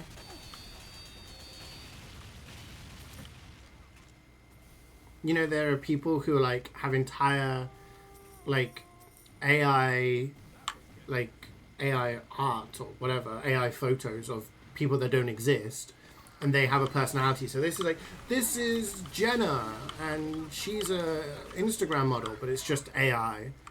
And then they'll do streams of like an AI voice and stuff like that.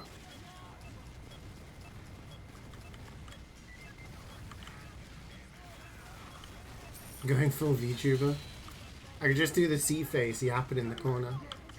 But yeah, what do you think's next? Do you think like we'll have like VR where you put on a VR headset and you're in the room with the streamer kind of thing?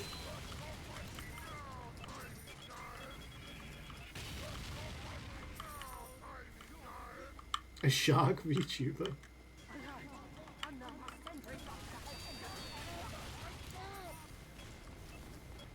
I got taken down after 3 days. What did? I am just a yapping sea face, yeah. The smell-o-vision. Go, go, go! Ready. I don't think he'd want to smell, like... Would I, right, real talk, would you guys want a smell-o-vision for my stream? Like, you're just gonna smell my room. You don't smell of anything, really. You smell my coffee.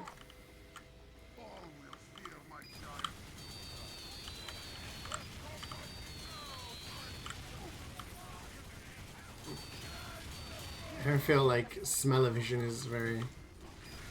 Like, you know why certain people would want it.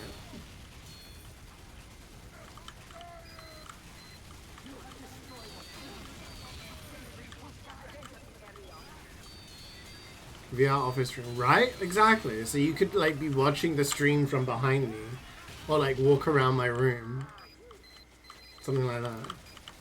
5 gifted for feet smells. Like, so let's say I had like a little smell sensor, and I could be like, there's the coffee, and you know, smell my finger.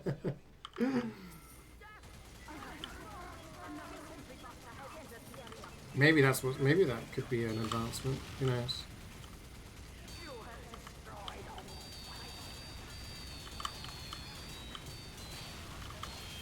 No, I do feel like 3D came and went because you had to buy like a 3D TV and you did glasses and you know. Yeah. But I do think VR is going to be something that, as the technology becomes cheaper. More people are going to adopt it. I'm seeing more and more people pick up VR headsets nowadays. And yeah, I think as the technology becomes cheaper, we're going to see more people using it. And then that way we're going to be seeing more applications, right?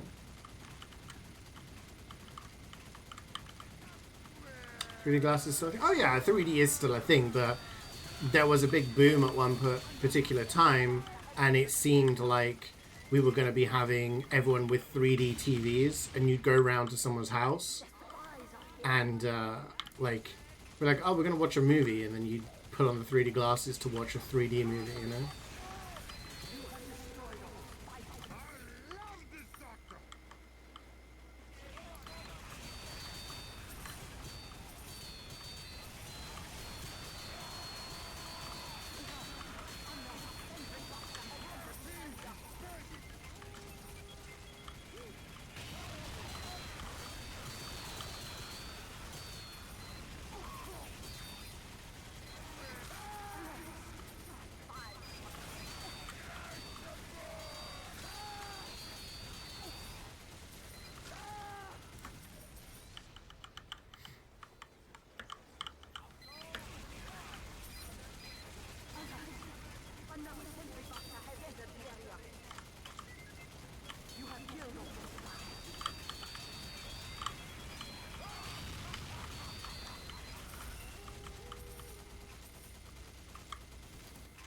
I mean, the 3DS was incredibly popular, one of the highest selling consoles of all time. But yeah, it wasn't because of 3D.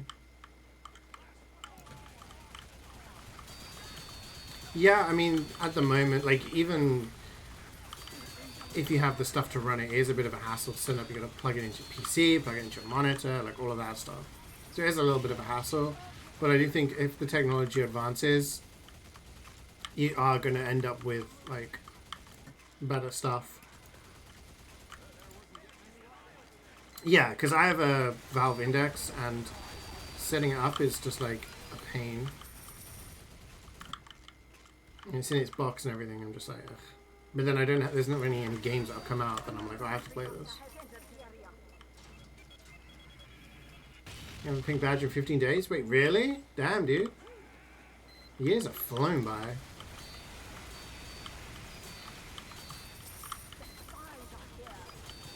So I'm not logged into 7TV, so unless there's a mod here who can do it for you, I don't know. You have to wait until one of them turns up, I'm afraid.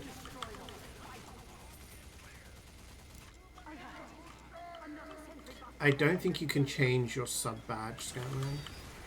You change some things, but I don't think you can change like the year that's shown. I might be wrong though.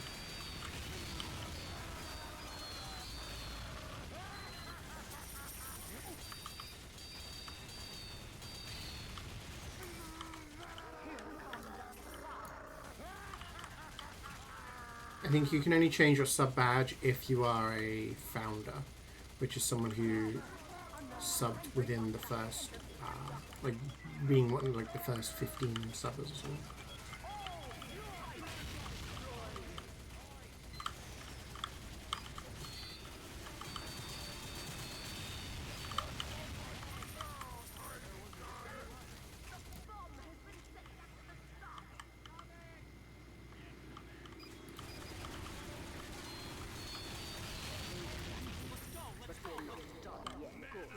I'm giving you a bonus.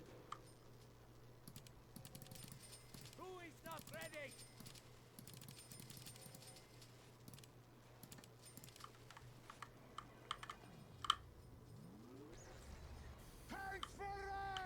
If Breaking Bad happened in the UK, Ahan, it wouldn't happen because we have 3 healthcare, so he would just go to the hospital and get treated. That's why the movie only works in the US.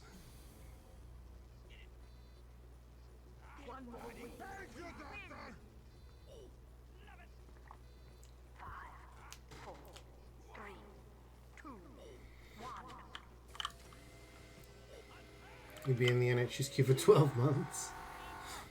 Oh my God, what is that emote, Gary? Thank you for the bits.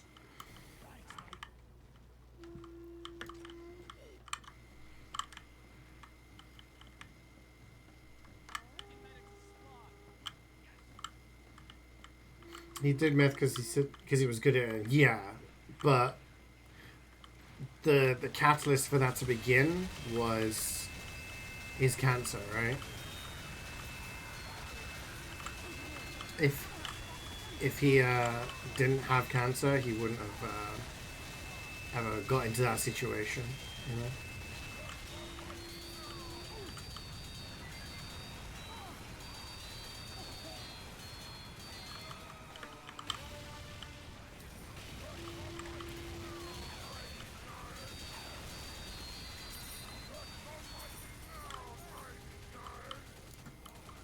What's the fault of the system he lives in? Yeah.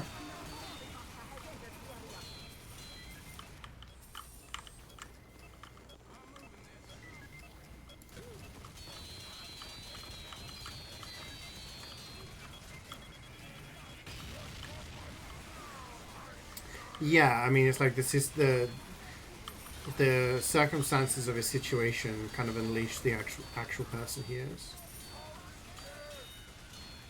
I feel like that's also applicable to a lot of streamers, you know? A lot of streamers start off in their careers as really nice people. But once they reach that level of fame and wealth, their true colors show. It's not like the fame and wealth has corrupted them. It's more that now that they have the fame and wealth, they're more comfortable and more able to be the person they really are, you know?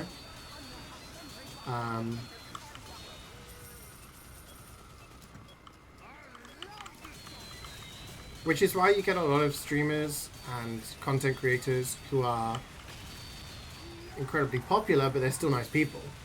Because they were nice people to begin with. But then you get the assholes who are like terrible people, and they're like, but they used to be really nice. No, they were probably always terrible people. It's just Like, now they can be terrible people without any consequences. So what I'm saying is streams are meant demons, yeah.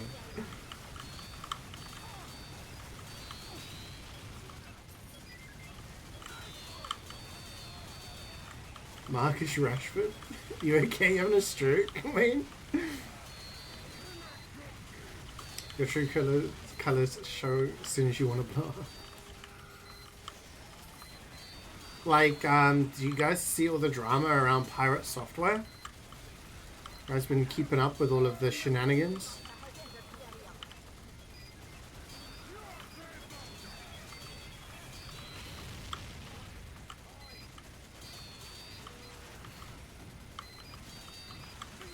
You thought he was cool? So did I. So for those who don't know, Pirate Software is a content creator that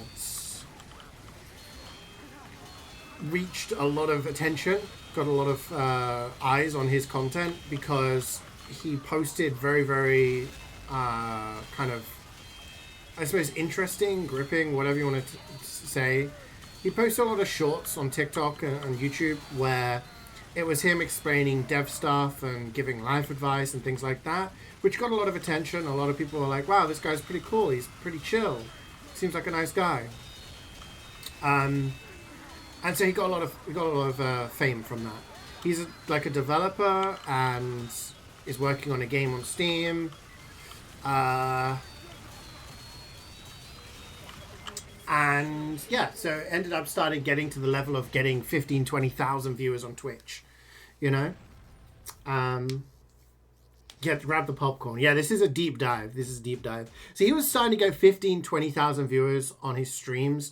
You go to his streams and he's working on dev content or he's talking about game dev. His message to people was, hey guys, go out and make games. Go and make games. It doesn't matter how qualified you are. Go. And I thought that's a really positive message. Yeah, like we have so many great indie titles. The idea that his message was this positive. Go and make games, guys. Like, you know, don't be scared to get started.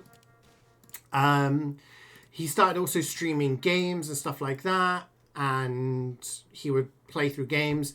He was a very big like early adopter of Helldivers 2. He plays a lot of World of Warcraft because he says he worked at Blizzard before. So he worked at Blizzard. He worked for Amazon Games. He worked for the US government as a hacker. When he was at Blizzard, his dad also worked at Blizzard, and his dad was actually the inspiration that the character was based on in South Park for the World of Warcraft episode. The creators of South Park actually were at Blizzard and worked with his dad and based the kind of, you know, the fat slob guy who's kind of like playing all day. That was his dad. That's, you know, his dad actually worked with, you know, South Park on that. So yeah, what a crazy ass CV. So this guy has like all this knowledge, etc. No, it was actually him. No, it's actually confirmed and everything like that. So this guy's got like a crazy CV, a crazy backstory, like I said, positive vibes, lots of attention. He actually started breaking a lot of records on Twitch for the amounts of like the hype chain. So, you know, on Twitch, when you gift subs and bits, if a lot of people do it at the same time, you get a hype train. And if people keep gifting subs and people keep donating bits, the level of the hype train will keep going up and keep going on for longer. And they beat that record a number of times. I think someone else has beaten it since then, but basically they kept, and people were donating, like, this happened like 3 or 4 times, and each time he was earning upwards of like $20,000-$30,000. So this guy's making bank. He's becoming one of the big streamers. He won an award at the Streamer Awards for In a League of Their Own, because everyone was just like, you are doing something no one else is doing. Like, okay, so this is why a lot of people like this guy. I've hit the backstory, right? So let's fast forward to literally a few weeks ago.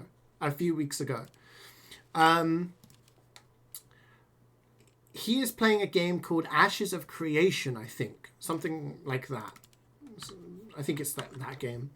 Now to plug the sponsor. This stream is sponsored by me. Like, favorite, and subscribe, kids. Yeah, a few weeks ago, he's been playing this game called Ashes of Creation, which is some sort of MMO.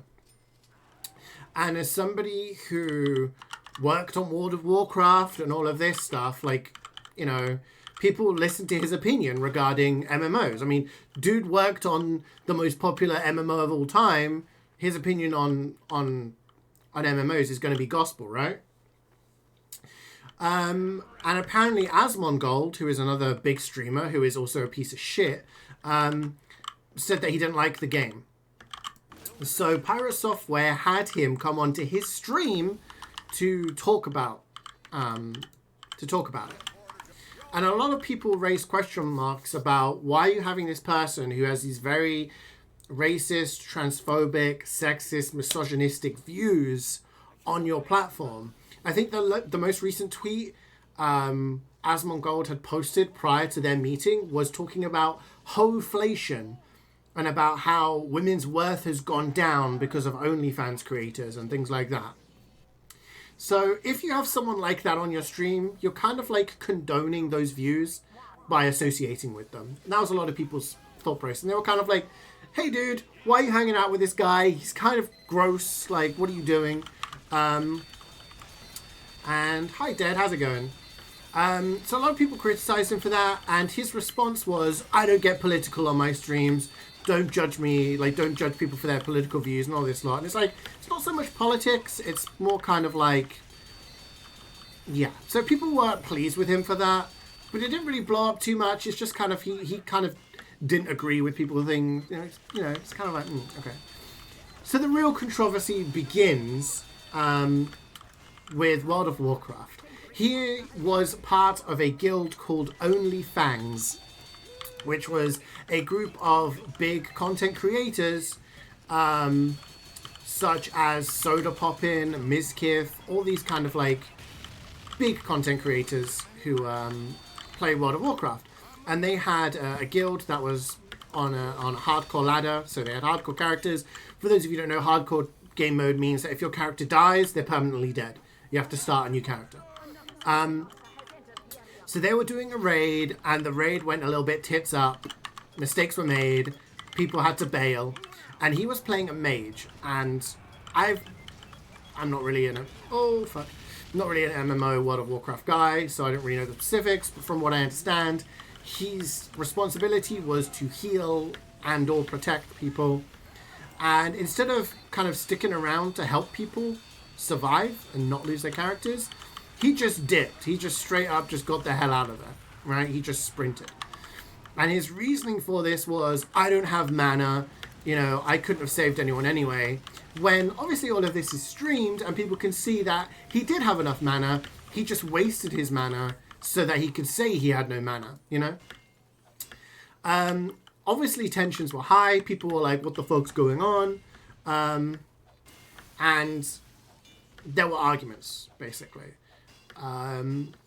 At the end of it, people were kind of like calling him out on it and saying, dude, like, that wasn't cool. You could have helped them. Like, you made a mistake. And instead of just raising his hands and being like, I fucked up, a bunch of us fucked up, but I was also part of the fucking up, and, I'm sorry.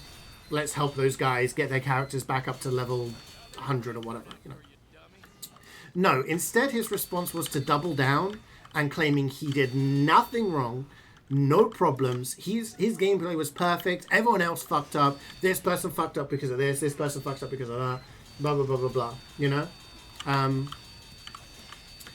And yeah, basically every time other people who were very experienced in the game started to kind of say, hey bro, you did kind of mess up a little bit, like saying you're completely faultless in this is wrong, but you did kind of fuck up a little bit, he would triple down, quintupling down on his views that he was perfect and did nothing wrong. So a lot of people were kind of like, this is messed up.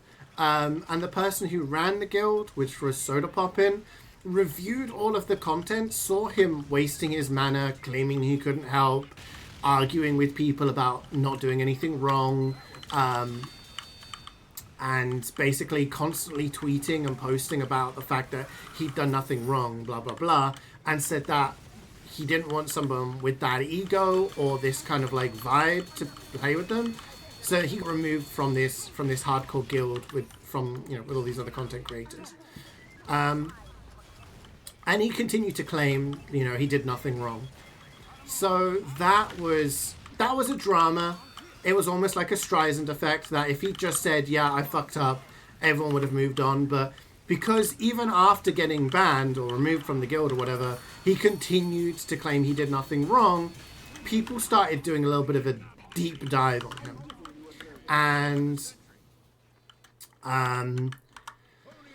there were examples of him playing in other MMOs where he'd done similar things that other people had made mistakes in when in the WoW situation and blamed other people.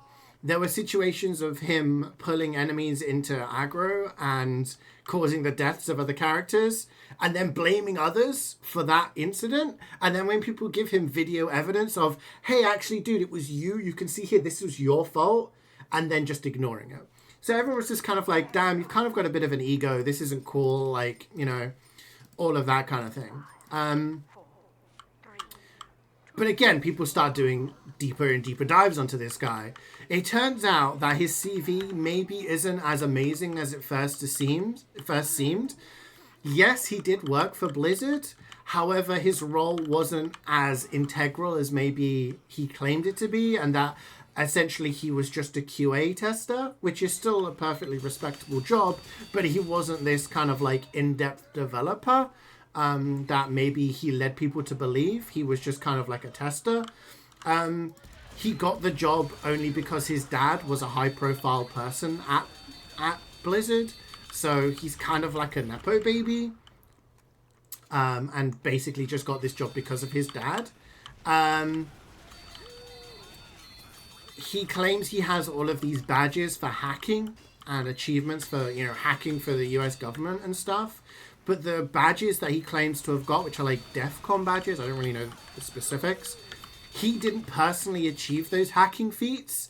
He was part of a team that achieved those feats, and his contribution is unknown. So it's like me turning around and saying, I was world champion in CSGO when I was like a reserve on the bench of a World Cup winning team kind of thing. You know what I mean? No one really knows how much he actually did. So that kind of raised question marks into, oh, this guy claims to know the ins and outs of WoW, but maybe doesn't actually know that much. What other stuff was there? His real name is Jason, but insists everyone refers to him as Thor, because that's his middle name, and obviously thinks it sounds cooler, so everyone thinks, oh, well, Thor, that's a really cool name, when that's not actually his first name. Yeah, I have a Prem Winners medal, says the roster writer, So, I mean, people can call you whatever the fuck they want. Like, if you guys call me CeeJaey, it's not my real name kind of thing, you know what I mean? But, like, it's more the idea that he's kind of tried to build this persona up, right? Comes with the voice as well. There's footage of his voice from a couple of years ago, and it is very different. It's a lot higher and, shall we say, nerdier sounding. But when you watch his shorts and his videos and whatnot and his streams, he has a very deep voice, and he claims it's because he hit second puberty. So he kind of like preempted this and said that the doctor told him he hit second puberty, and that's why his voice is so deep. Honestly, I don't know how valid that is or how accurate or possible that is. So, I don't know, but this I'm just saying stuff that I've heard said from people. Okay.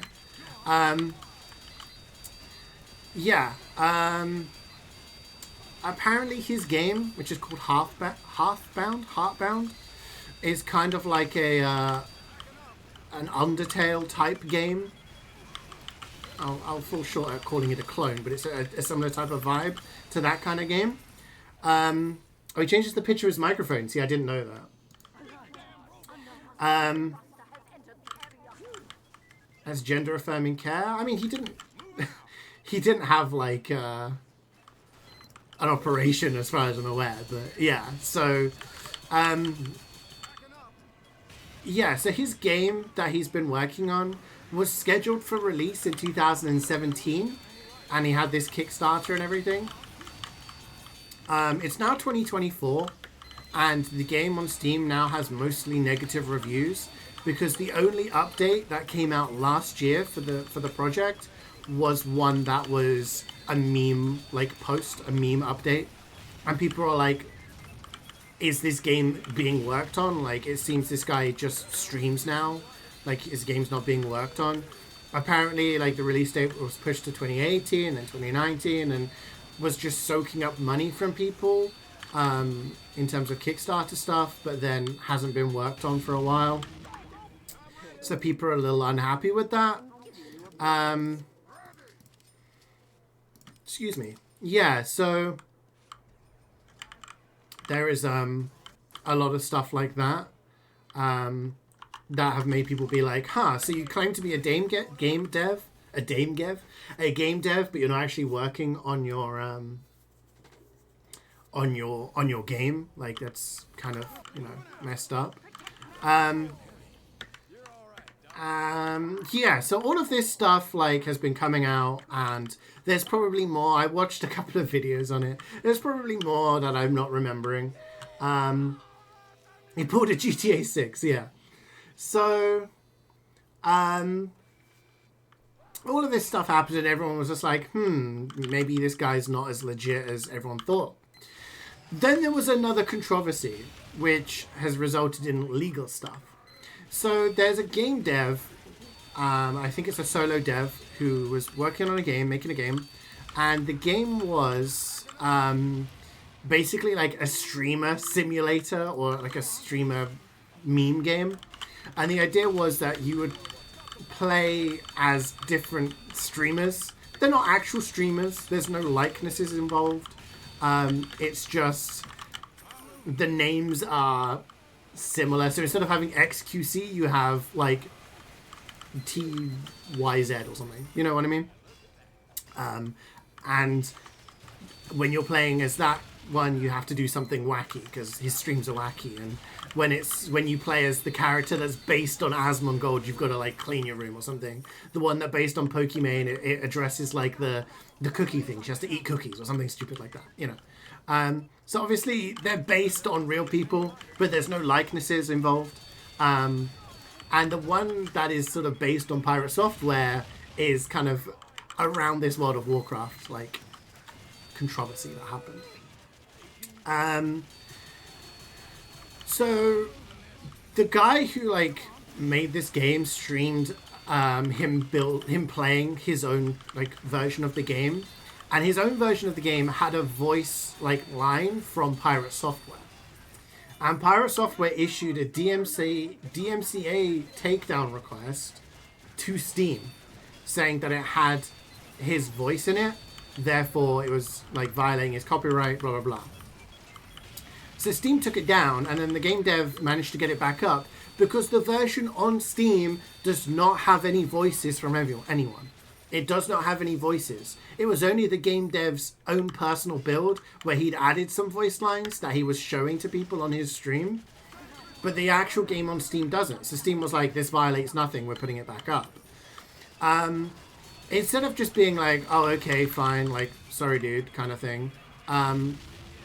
He again doubles down and live on his stream was talking to his lawyer, who was in chat apparently, saying we need to write up some legal documents and sue this guy.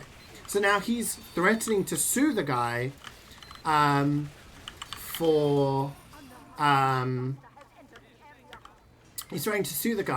using his likeness in the game. I think the only thing that even shows that it resembles the guy is that hat that he wears on his stream sometimes. So, yeah, he's starting a legal battle that he surely won't win against a small dev that for the past year, 18 months, he has spent all of his time promoting, hey guys, go out there and make games. Doesn't matter if it's just you or a couple of people, go and make games. let your dreams be real. Like, all of this stuff, this guy's gone out and made a game and he's suing his ass because there's a character that is based on him. You know, just because it's based on the controversy. Right? So, everyone's kind of like, hey, what happened to the wholesome vibe, dude? Like, you're suing a game dev because, you know... So, yeah, that's the latest thing. I don't know if there's any updates on that. One thing I've just remembered is that, Methman, what was the name of that initiative you were talking about in stream a few weeks ago?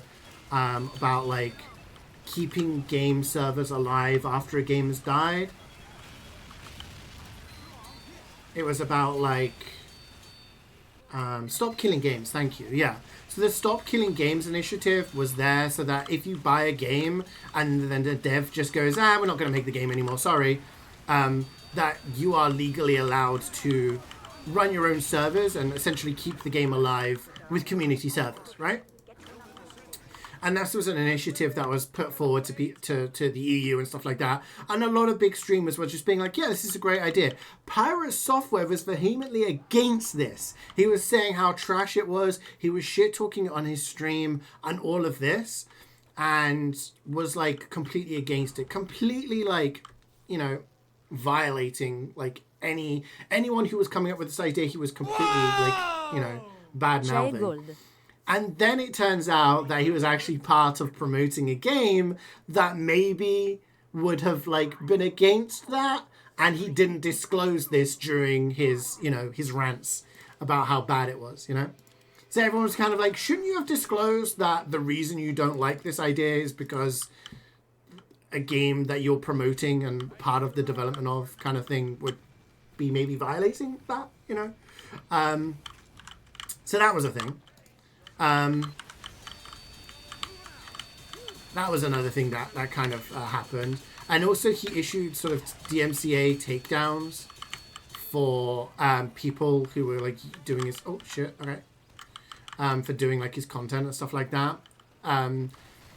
Yeah, so it seems like the guy is DMCA heavy. Maybe not as wholesome and free-spirited as people once thought. And has the ego the size of a galaxy with kind of maybe overinflated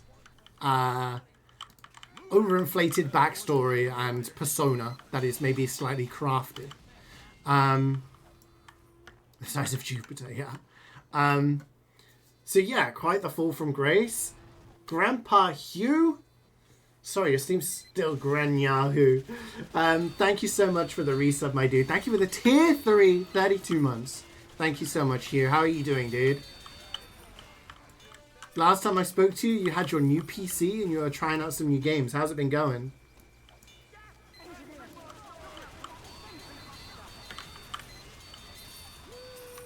Sorry, you should never have heroes.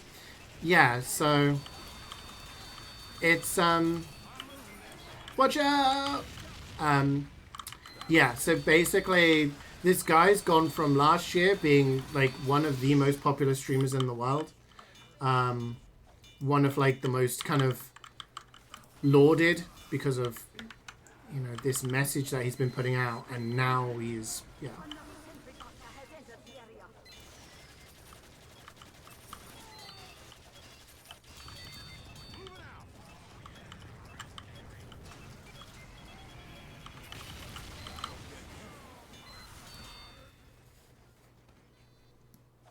Yeah, so I think he's not having a great time. So that is the entire story. Obviously, in terms of like a lot of this stuff is allegedly. Other stuff you can see like, you know, you can see the evidence for yourself on streams and videos. But yeah, it's like I was saying before, a lot of people are certain types of people. Maybe they're not so nice people. And once they reach that level of fame, of wealth, where they can say things and know that thousands, tens of thousands of people are going to support them regardless. It's almost like it gives them a license to do whatever they want, you know? And there are still people backing him up. There are still people who are like supporting him. You do see a lot of dissent in his chat of people requesting it. It just kind of gets banned, but yeah.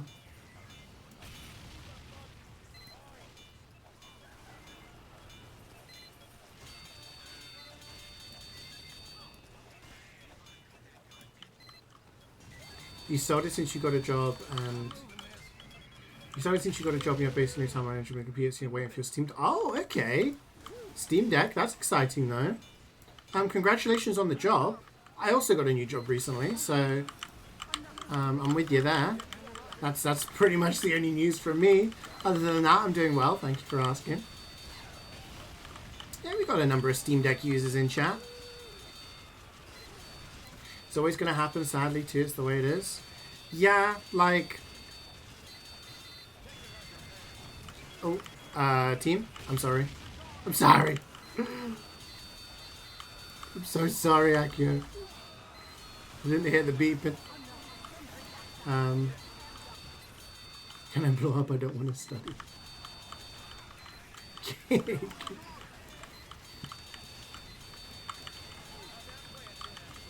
Yeah, I feel like so this is probably going to get some frowns from chat, but I've never watched a Markiplier video. The only video anything like content I've seen from him is when he did Smash or Pass on Pokemon characters, which I thought was quite funny. But from what I've heard, Markiplier is a very wholesome individual. That's crazy. Okay. I've heard he's a very wholesome individual. Makes good content, isn't very controversial, seems like a nice guy, and is the same person as he was, you know, when he first started making content, right? That's what I've heard. I think there is a chance for people to be like that. I think there is a chance that if you are a good person, I think regardless of money, power, you know, fame, whatever, I do think it is possible that you will not be corrupted by those things, you know? I would like to think, like... I mean, I don't know how many of you have been here for long periods of time, right? I think I'm still the same person I was when I first started streaming. I think I'm the same person I was before I started streaming. Like, I don't think I've changed as a person. I think I'm still the same guy, and I'd like to think I'd be the same guy even if I had like 10,000 viewers or, you know, a million followers or whatever, you know. But I do think if you are the kind of person who is maybe not so wholesome to begin with, it is possible that it's like the Triforce, right? It's like in Legend of Zelda. If you grab the Triforce in the Legend of Zelda, if you are someone who is good of heart, then you'll be able to make any wish you want, and the Triforce will grant it. However, if you have a bad or evil heart, then the Triforce will be corrupted, you know? It's kind of like, you know, same in streaming. If you're kind of a bad person, then you're going to be corrupted by that shit. If you're a good person, then it shouldn't. You've never watched Markiplier either? Yeah. Even after everything, it's still you, right? Like, that's the way I'd like to think. But yeah, I do think, like, unfortunately, we do see a lot of people. And the thing is, we hear a lot about the bad people. There's still plenty of great content creators out there who are, like, popular and, you know, they're not doing any bad things, right? Yeah. Yeah, it's Gambusing. Thank you.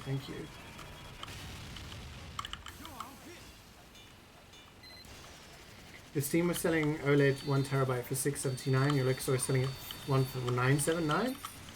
Oh, why is the store selling it for more? That's weird. I've never changed. Thank you for that. Yeah, I mean, like, I do think situations where people are bad, it's in the minority. I'd like to think. I do think, you know, stories like this are in the minority.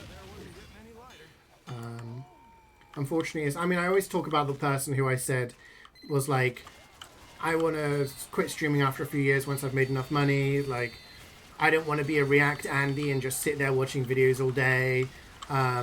If anyone, like, if my views are, like, anyone disagrees with my views, I want them to have the space to disagree with them and call me out on my bullshit. And then within, like, a few years, they turned into someone who just sat there watching videos all day and didn't do anything. Anytime someone said, hey, your view is kind of extreme on that topic, they would just ban them from their chat or get their following to sort of enable them. You know, it's kind of, yeah. Would you, CeeJaey force you to go to any spoons if you close up? Dude, what's wrong with the spoons? Ain't nothing wrong with spoons. If you ask my parents, Weatherspoons is the greatest invention of this country. Leak in the DMs now.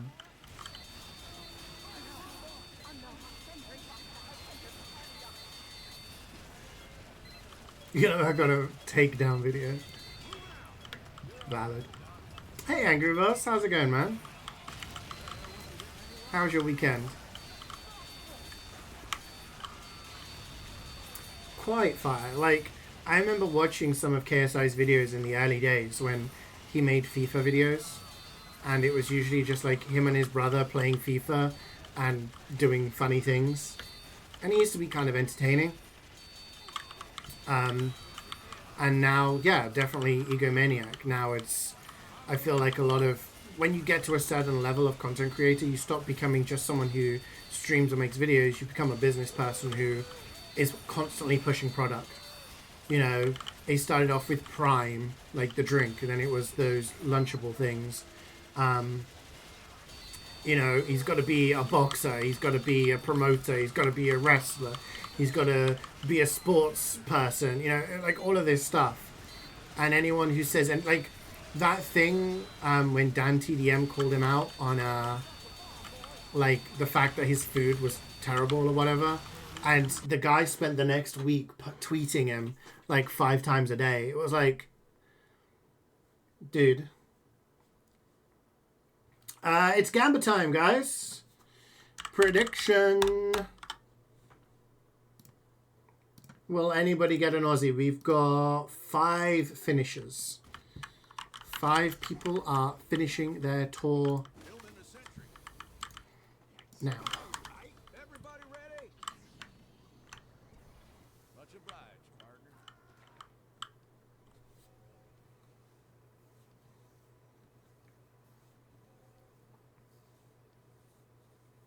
What is not wrong with Spoon, CeeJaey? You know your trauma? That's because the thing is, Reflex, you went to Spoons for your first meal in the UK, and you got an English breakfast from there, and then you used that as a baseline to judge, like, English breakfast.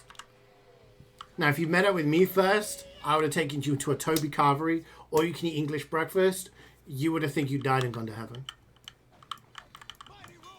Spoons is it's cheap food and it's easy, you know. Kind of getting pricey. I don't go there very often. It's not like I go there often or anything. I met up with my family in Spoons a couple of months ago. I was in town doing Christmas shopping. My sister and my parents were in town at the same time, so we met up in Spoons. And it's like, it's okay. Will you die from heartburn? It depends on what you have. I mean, you get baked beans, tomatoes, and stuff like that there, but I'm usually okay. Toby Carvery is shit, change your mind. You're entitled to think it's shit, but you have to tell me what shit about it. You can have unlimited bacon, sausages, scrambled eggs, fried eggs, breakfast hash, tomatoes, baked beans. You can get a Yorkshire pudding if you want, hash browns, like all this good stuff. Toast, unlimited like tea and coffee or whatever refreshment you want. Like it's, yeah.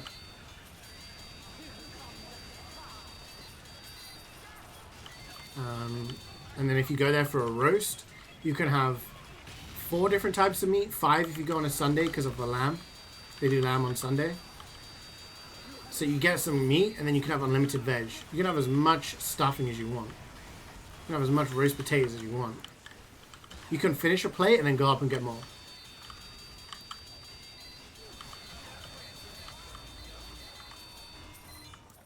You found it really dry?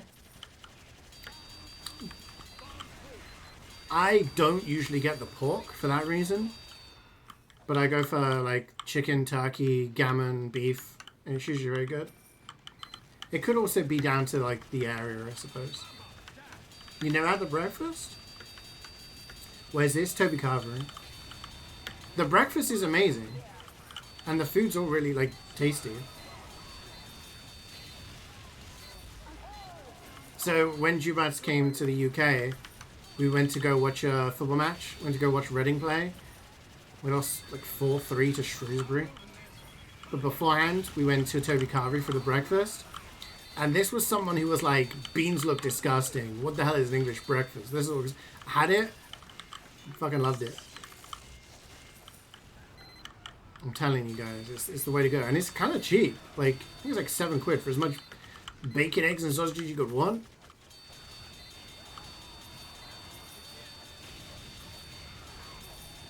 Well, don't have the Yorkshire put for brekkie then. Like, it's not like they're forcing you to have it. It's not like there's a guy saying, here, sign this contract. You're legally obligated to eat the Yorkshire pudding. I was annoyed with them when they replaced hash browns for the Yorkshire pudding. Where they brought hash browns back. So I'm like, okay, fine. Hash browns are back, dude. They've been back for years. Yeah, they brought hash browns back. I was like, alright, fine. The Northerners can have their Yorkshire puddings for breakfast. I've got my hash browns.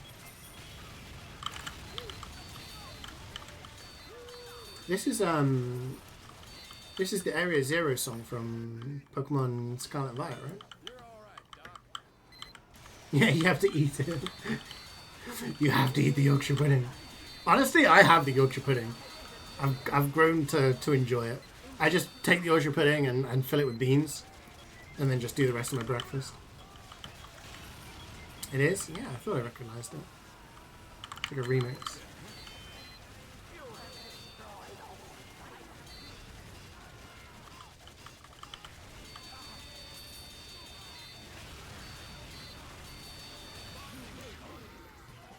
Yo, 3 boxes. Chris Krieg, that's really good. Rocket Launcher. Oh my gosh. Okay, no Aussie though. Still though, Rocket Launcher and Chris Krieg. That's pretty good. Not bad at all. I say not bad at all. It's terrible. Okay, Medigun, I'll take that.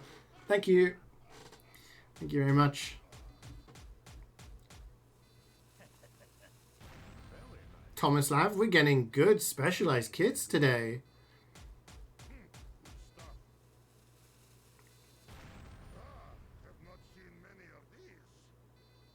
A strange Chris Krieg.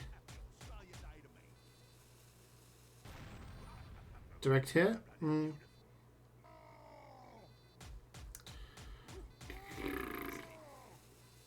No Aussies.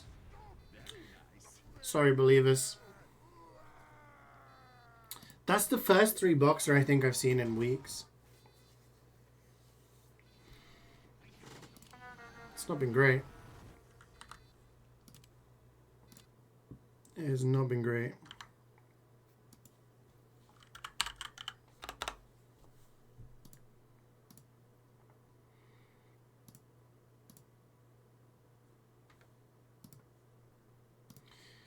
Enjoy your points, non-believers. The believers will have their revenge.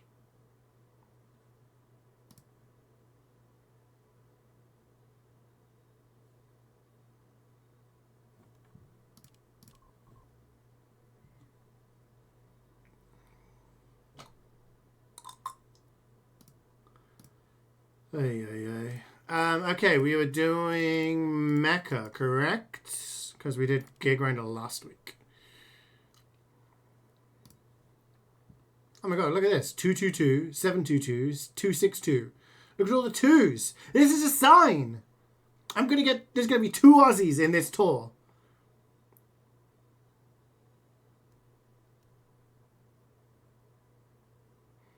I'm beginning to believe. Good luck with Mecca. Thank you very much. Thank you. Yeah, it'd be nice if we actually got something. The dry streak isn't terrible, but it's getting longer.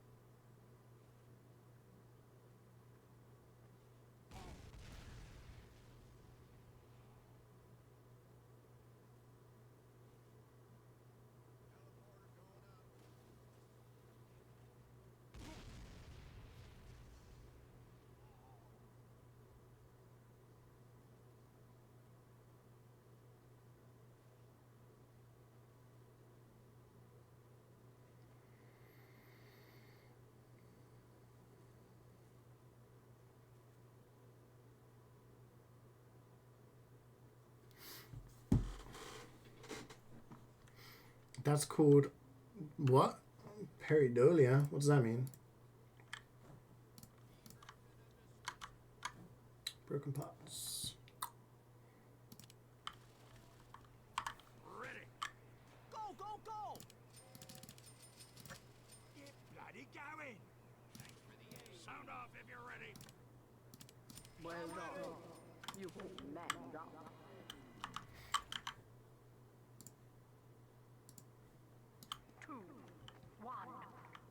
Looking for signs of connections where there aren't any. Oh. But there is one. It's gonna happen. 2 boxes. Shut up, Azza. Yeah, 2 boxes on this is good. See? It makes sense. 2 boxes.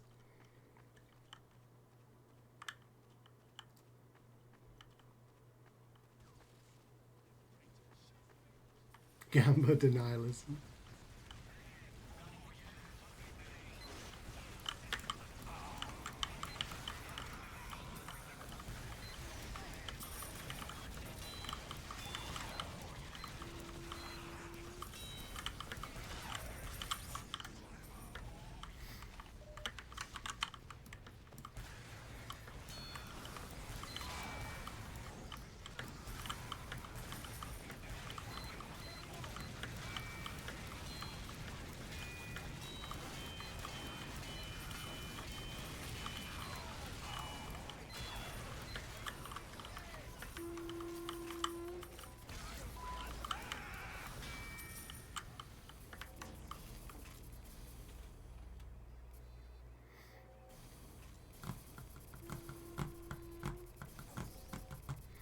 $18 for the fan kit.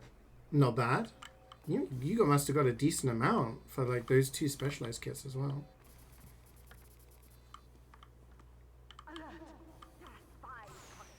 You heard a spy screaming? It's in your head, dude. It's not real.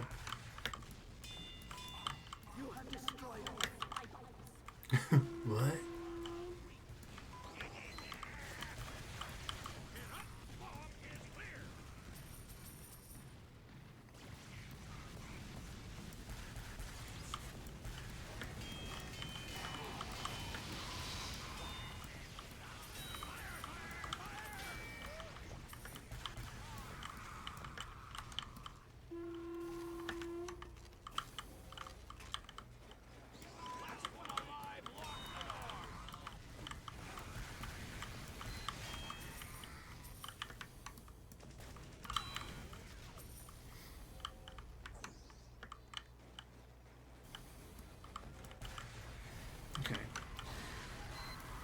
gotta do anything good with the pirate. You'll study for class in about. Good luck, man. Good luck. Hope you have a good day. Cool plans for the week? Not really. Just gonna be working. Gotta go into town on Thursday. And hopefully do some Final Fantasy VII on Friday. Maybe Elden Ring at the weekend. We'll see. That's the plan. Subject to change, but hopefully we're able to do it. Hi, Dr. Sayland. Yeah, every Monday. Always going to squeeze in some MvM.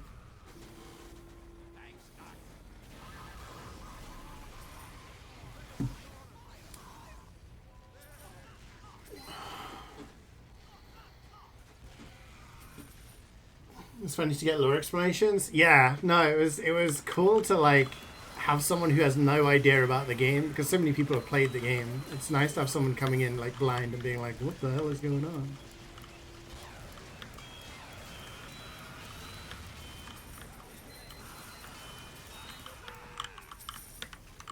I'm there for it.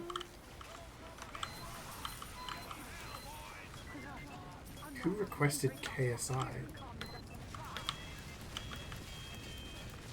Who did this?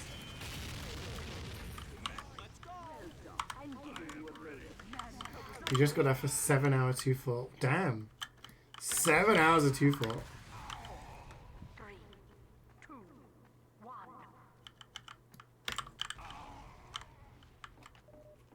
Forward!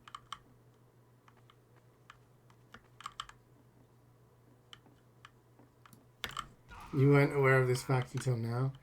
He does everything, man. He's a YouTuber, streamer, boxer, promoter, businessman, drinks manufacturer, and rapper. This suit can't help!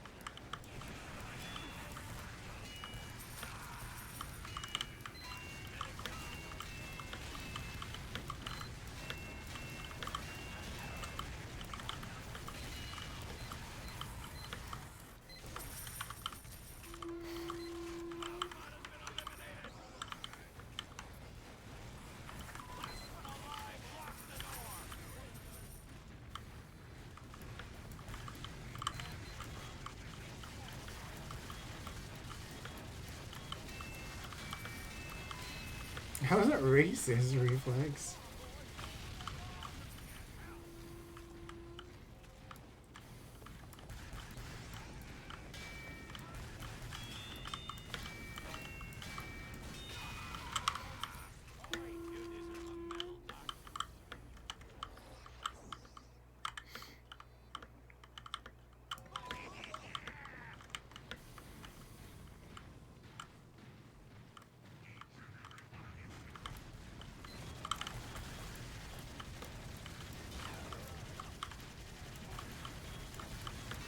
Everyone is entitled to like whatever music they like.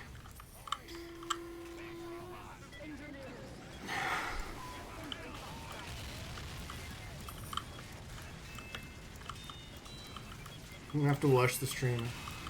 I could sing Lamborghini, Lamborghini. You see me in my Lamborghini, right, chat? Bitch. Doesn't it the same? What do you mean? It's exactly what he said. Oh, whatever.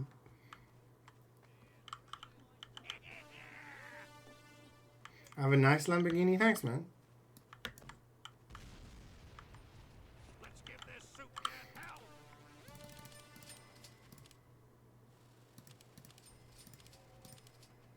I recognize this from something.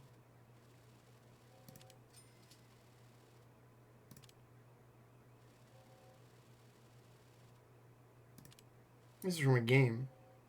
Big robot. Is it like Halo or something?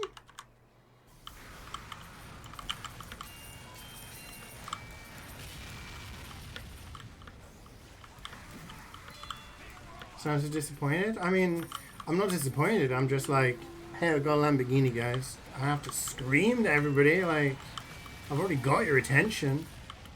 You know?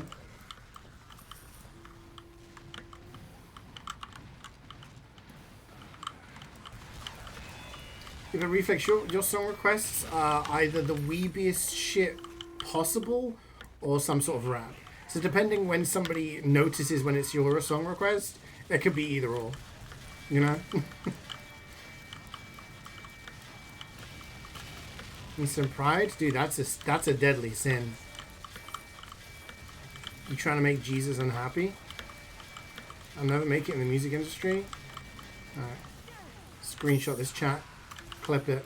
Thinks I'm not going to make it. When I'm #1 in 50 countries for my hit song. Yo, golden pan! Golden pan! Bitch, I know you see my golden pan! You know? It's going to be #1. I am ready. 12 upgrades. I don't need them. 5 teammates. I don't see them. Got it going. There's something there. Someone ghostwrite some shit for me, you know? Sniper down. 4, 3, 2, 1. Bars, tell him. Oh. Ah! I'm sorry! I'm leaving.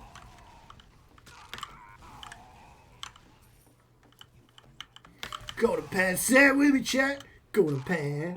Golden pan. A single might get panned.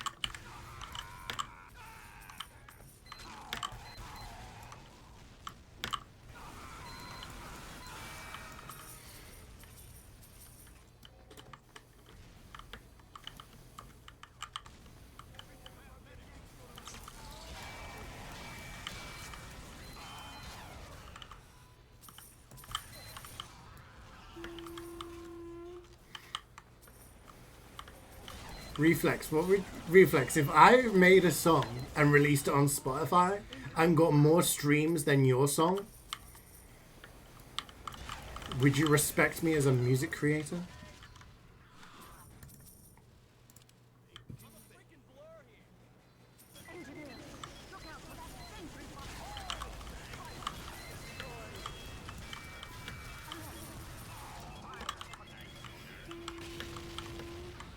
You'd laugh at the outcome.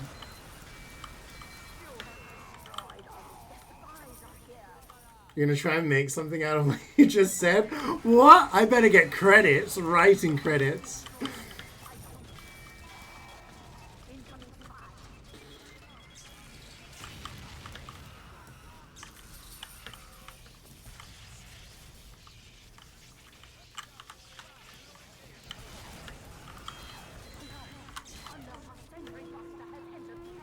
Practice your production.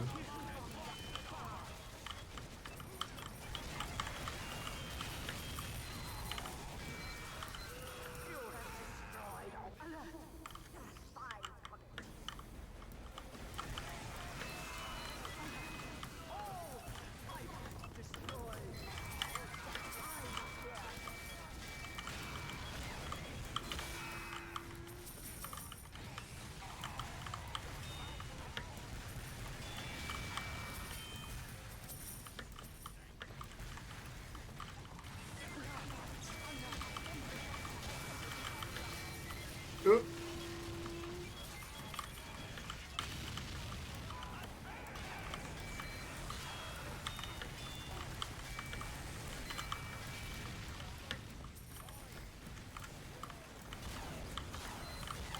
Yeah, once your song gets played, CeeJaey, then you can request another one.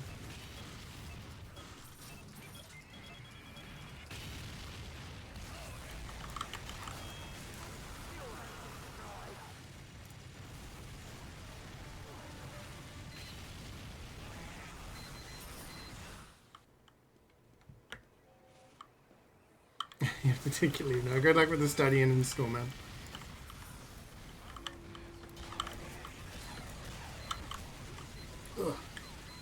Should have got bullet res.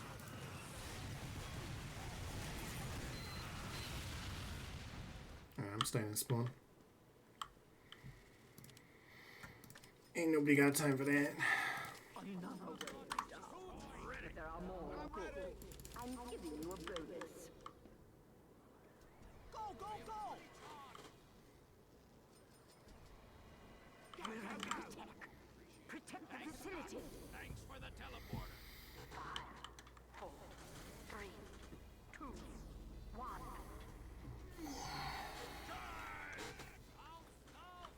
Oh, this wave. Boring wave.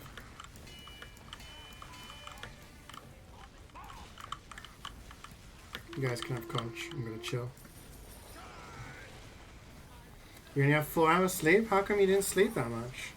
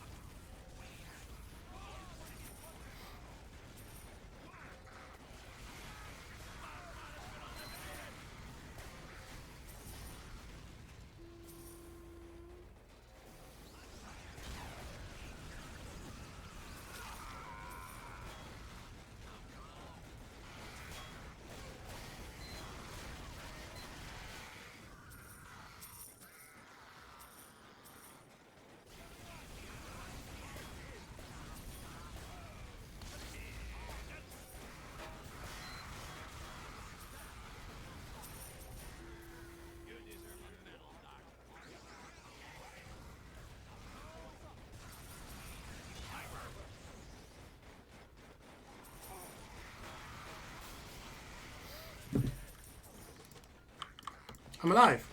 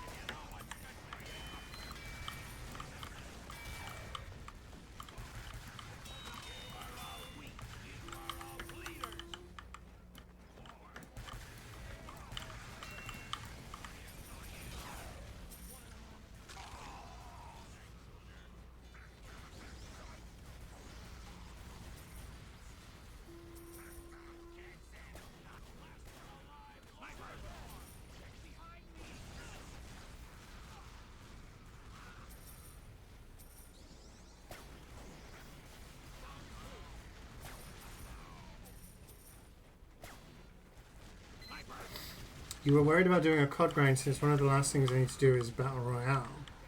Turns out in the latest season patch they broke it and it works in the bot tree mode. Oh. So you're just going to play against bots?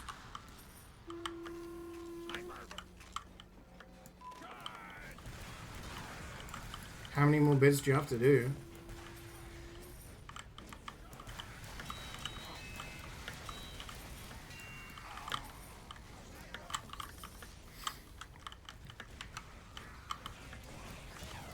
Holy shit! That guy flicked me up and air shot me, just dunked on me. God damn.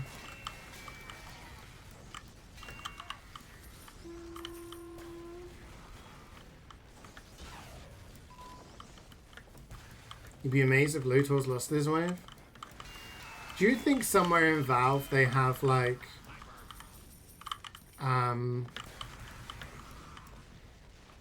you think somewhere they have a log of like the success rate for every wave? It'd be really interesting to see the success rate for all the different waves. Which wave in MvM is the one that's most failed, you know? You went to bed late? Oh, were you gaming, Scowman?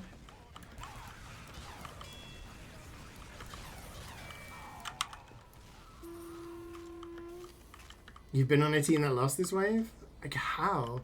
I guess people just don't upgrade and don't have the DPS to kill the fist heavies?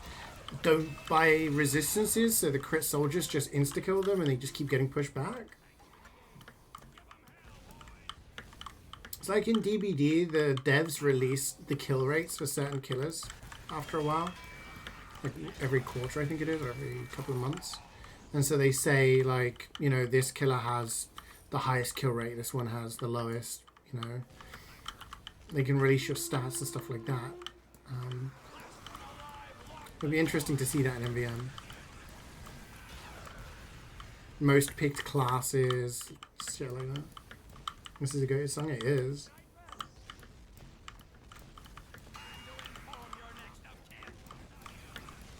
Biggest wave 3 of the Manworks mission? Yeah.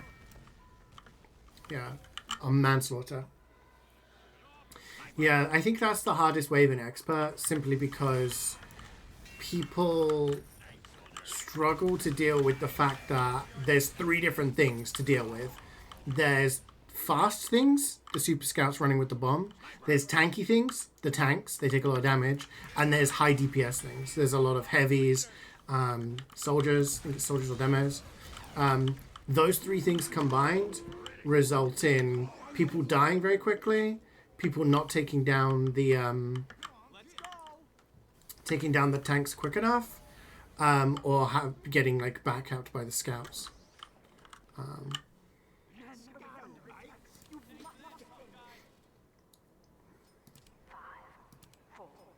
3, 2, 1. Give 'em hell, boys. Watching streams while shiny hunting in Dynamax Adventure. Oh, okay.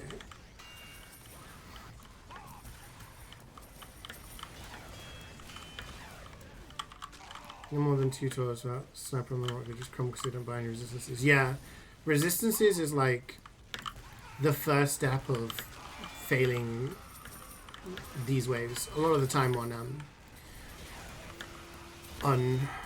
Mecha. Yeah, it'd be cool to see the rates. Robots most died to kind of thing. A request.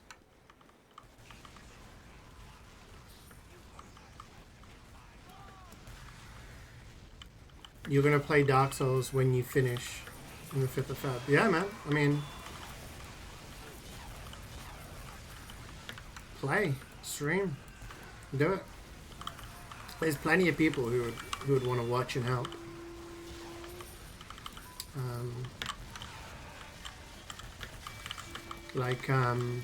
Wayne started playing Dark Souls 1 and he started streaming it on Discord for people.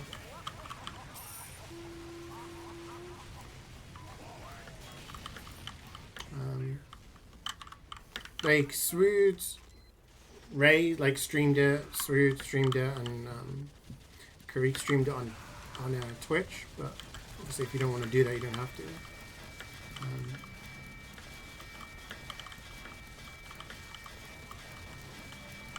can always just do it on Discord for people, and they can watch and vibe.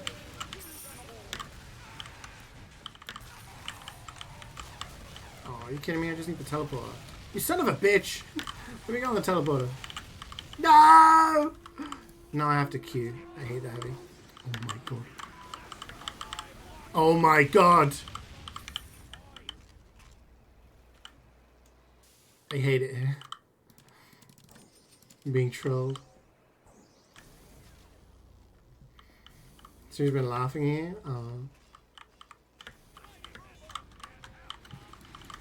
It's alright.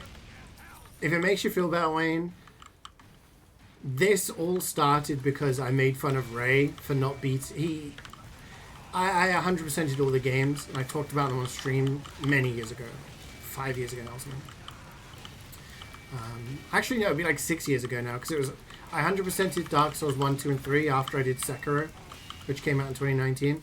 Anyway, I remember talking about it on stream, and Ray was like, oh yeah, like, I never beat the last giant in Dark Souls 2, which is the first easiest boss. So I made fun of him of it until he bought the entire series and streamed it. So we watched that, and because of that, Swood then got it and started playing through them. Everyone went through that moment of like playing it and other people laughing, and now Swood's like, I'm gonna laugh at others.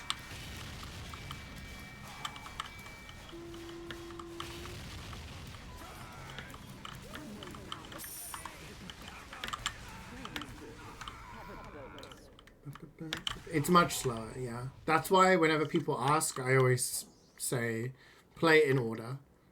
Play 1, which is slow. 2 is slightly faster and not as good. And then you play 3, which is the goated one. Then you play Sekiro. Then you play Elden Ring. That's CeeJaey's recommended order. Let's go. Defend Manco at all costs. 5, 4, 3, 2, 1. Yeah, exactly. 3 is definitely harder because some of the bosses are incredibly fast and don't give you much time to like breathe. Not to mention the hardest bosses in the series are the DLC bosses of 3. But yeah, they also have multiple phases, so you know, it's like, oh. You think 1 is the hardest? Is one of the hardest games of the 3?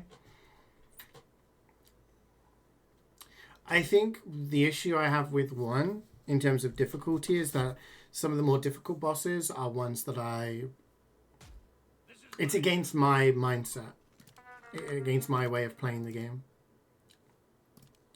When I play, I like to play games that are faster. Need to FTK 5-10 minutes. We'll start without you, Akio. You can just join whenever. We'll be fine. I feel like I found Sekiro easier. A lot of people are like, Sekiro's the hardest FromSoft game. I'm like, well, I don't find it as hard. I prefer that kind of rhythm gameplay, and I feel like 3 is more applicable with that because it's faster and you can be more thingy. 1 is pretty much just like hit, dodge, hit, dodge.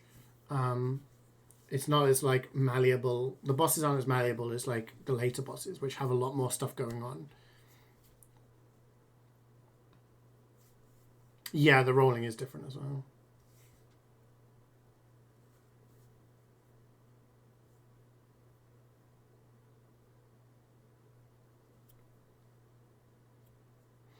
Yeah, if you're locked on in 1, you can only go forward, back, and sides. See, Dark Souls has more options. But yeah, I don't want to say anything because Wayne's playing through the first time. And I don't know how far he's got.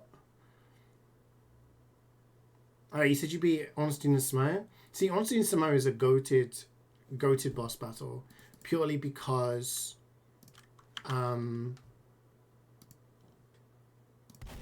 Microsoft Teams remix. Interesting. I feel like Ornstein and Samaya is a great way to show how you do a gank boss correctly.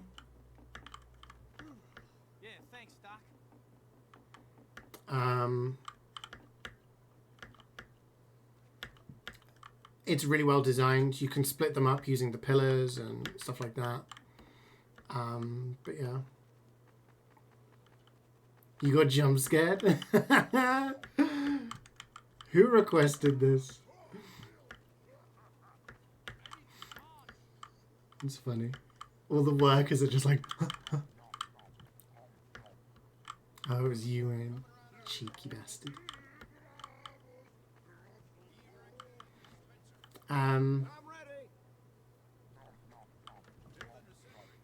What was I saying? Yeah, it's not an unfair fight. It does feel unfair the first time you play it, but once you actually understand the mechanics of what needs to be done, then it's kind of like, oh, okay, this is all right. But yeah, I do feel there are other bosses. Again, I'm not gonna say because you've just done Seath. Seath is also a great boss.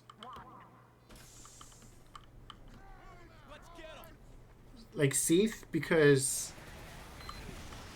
if you understand like what's been going on in the game, then his like so-called gimmick is very simple, you know.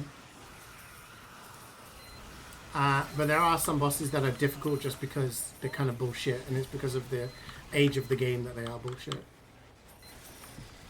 Net of Chaos.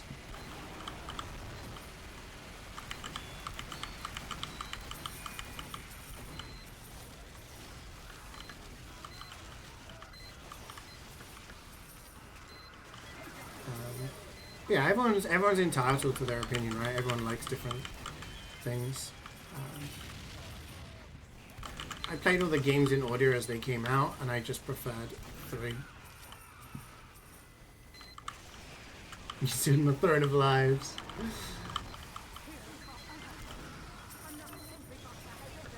Hi, Srid. Aham was saying that once he's finished his studies, you're a spy.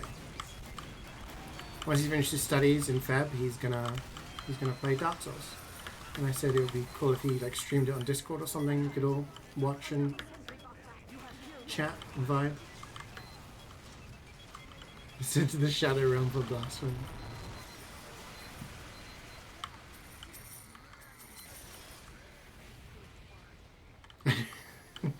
Scoutman's calling you out on your bullshit.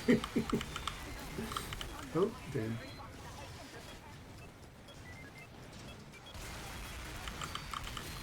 I may be able to join tonight. Did I miss money? No. I may be around.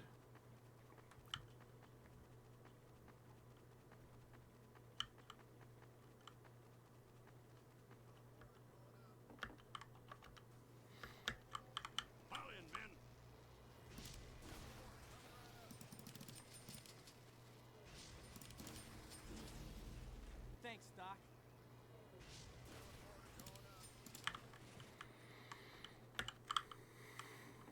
Oh, look at this guy playing football. Not a real nerd. Boo! Everybody ready? I kind of wish I had like a football team to play with. I miss those days when I did that. Last time I did was at university, so it's been quite a long time.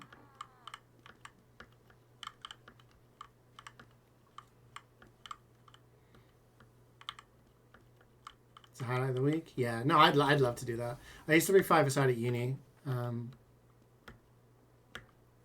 So I played football like high school for a team. And then when I went to university, I was going to go for the trials for the football team. Offer them my services. I thought it would be a good extracurricular thing. But the day before, or rather the night before the trials, was the beach party. Where they made like a fake beach. And everyone was going dressed up in like beach swimwear. And I went and I got very drunk and I woke up the next day incredibly hungover and missed the trials. And at that point, I was like, oh shit. So there was some time like afterwards where I played some 5-a-side with people, but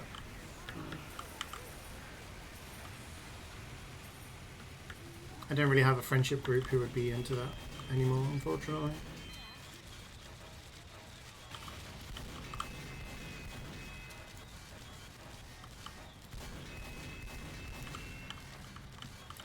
I'm sure there's places where you could just go and be like, I just want to play with randos, but for me it would be more of like a social thing. You gotta pick up money.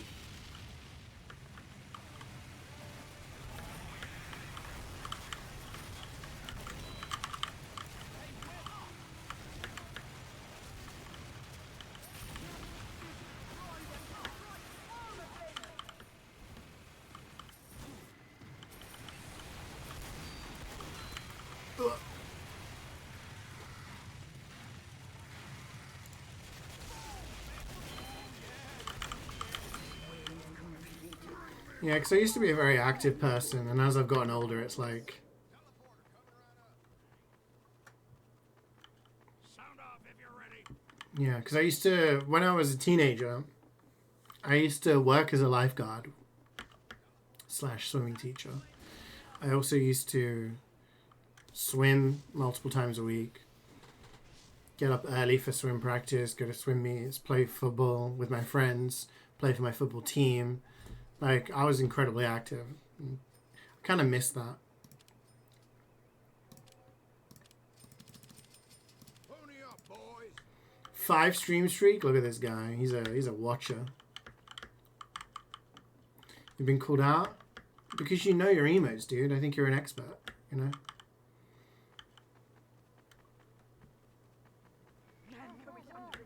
You must defend it.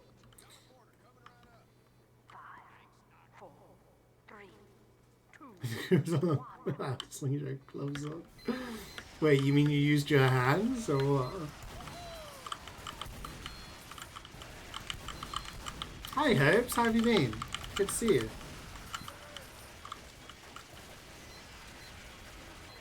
I had the gloves like the keeper. Oh.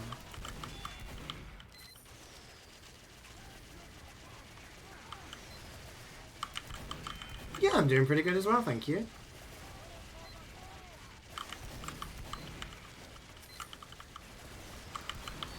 I played keeper when I was like 15, 16.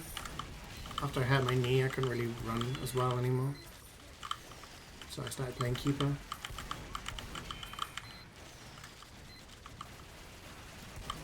Down to the small red hyper emote. Does not. Is it Hyperfrog?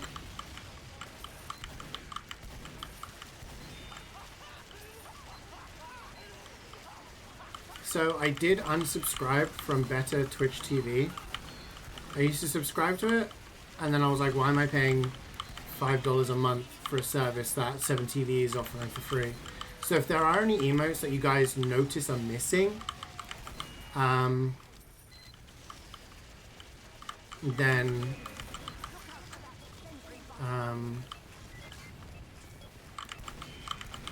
just let one of the guys know and they can add it on 7TV, because we still have a lot of slots left.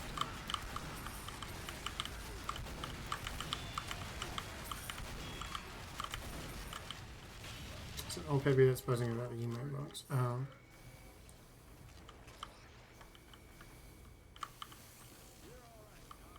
That's a knee injury? Yeah.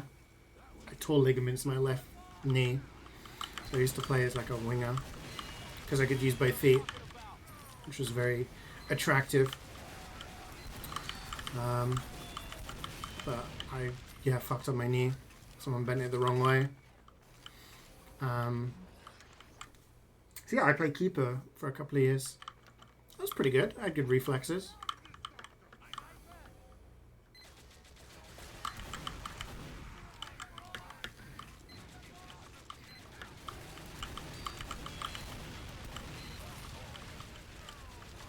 And how does he conjuring? You haven't played football for 20 years. Fuck off. Thierry Henry over here. I've played football for 20 years.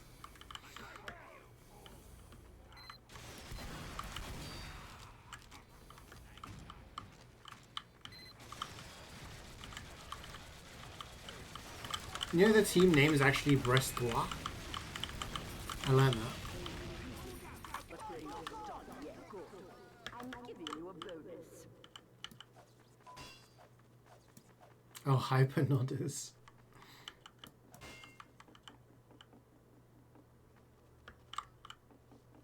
I am ready.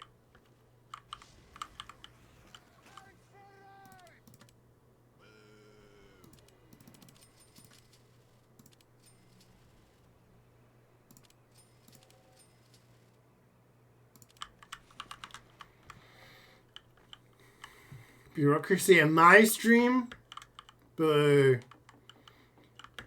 We already had people trying to claim a democracy in this chat earlier.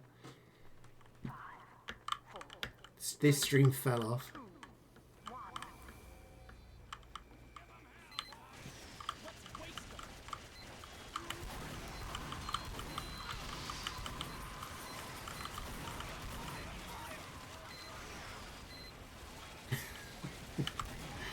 Dude, I love emus. Like, it's so fucking goofy. It's great.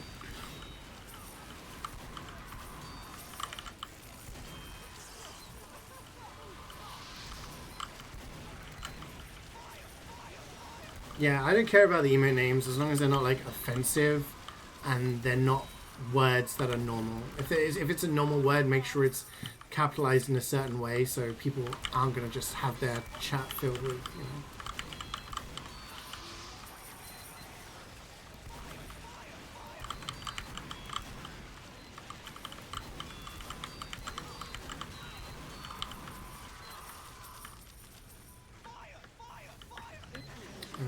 There's $6 somewhere. Oh, we got it.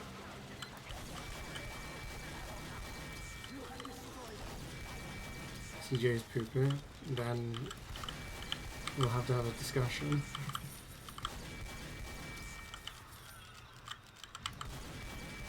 That would actually, that crash reaction would be my reaction if someone said Bed of Chaos is S tier.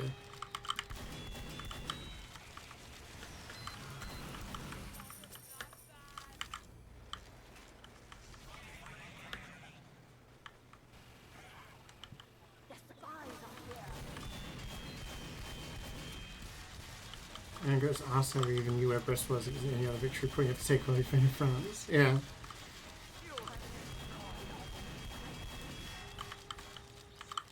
Yeah, it was like right there. It's like it's on the border. We were literally, the thing was, we were literally deploying troops there because we were getting ready to invade the UK. It's like, you guys don't even know where Brest is. And it's like, it's right there, dude. Where like, there's 20,000 Russian infantry units just waiting.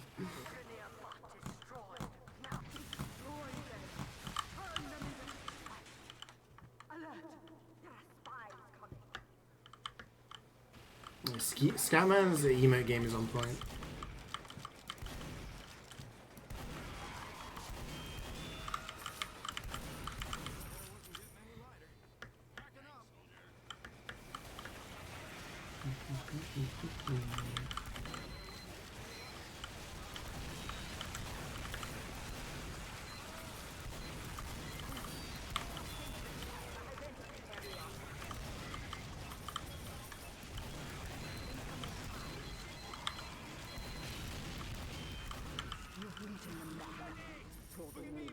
Green, get to an upgrade station. Quickly. Good. I'm giving you a bonus. It's a good song, I like that. It's classic.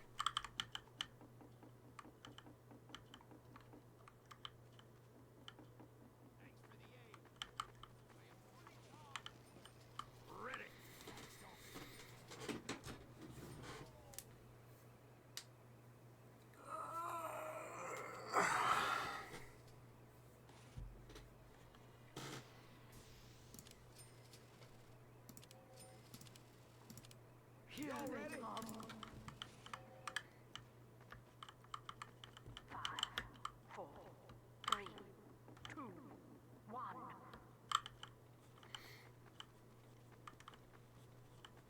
Play ball.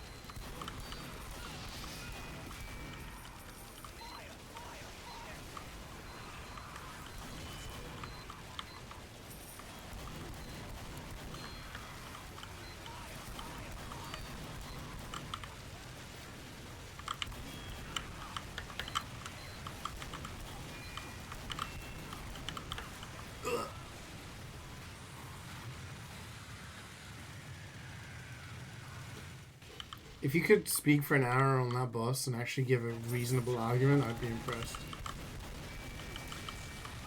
Oh no, the money! I should have been shooting, should have got money.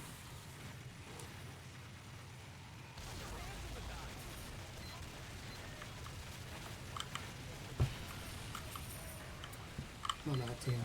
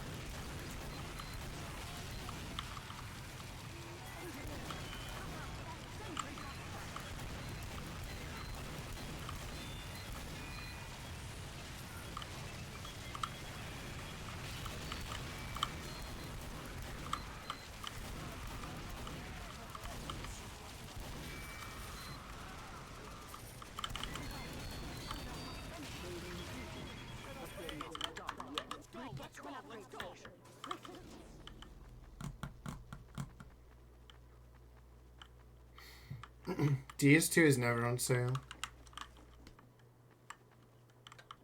As far as I'm aware, the base game is never on sale. They always recommend you buy Scholar.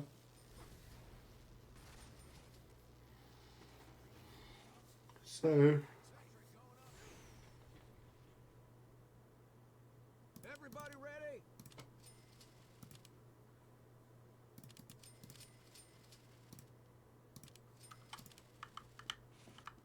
Scholar, the wrong one. Scholar is the updated one, which includes all the DLC with it. The irony is, you buy the default game, DS2, and you have to buy it with all the DLC anyway. You buy Scholar, it comes with all the DLC included. But Scholar is the one that makes a number of changes, which some people don't like. Hey, Enhance, what's up?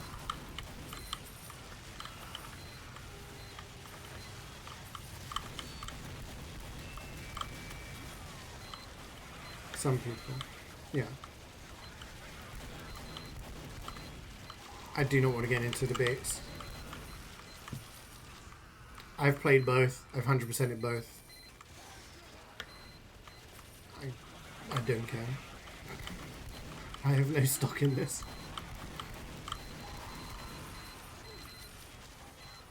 There is debates of whether which version people prefer.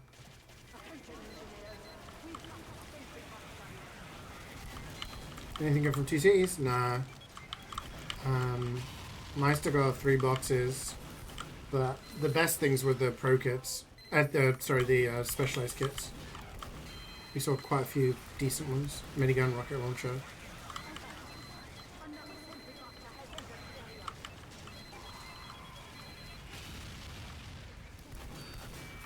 No, I just get very tired of debating which boss or version of game is better. Because people don't concede points, they just repeat their own points. So it kind of gets to the point where it's like, well, let's agree to disagree then.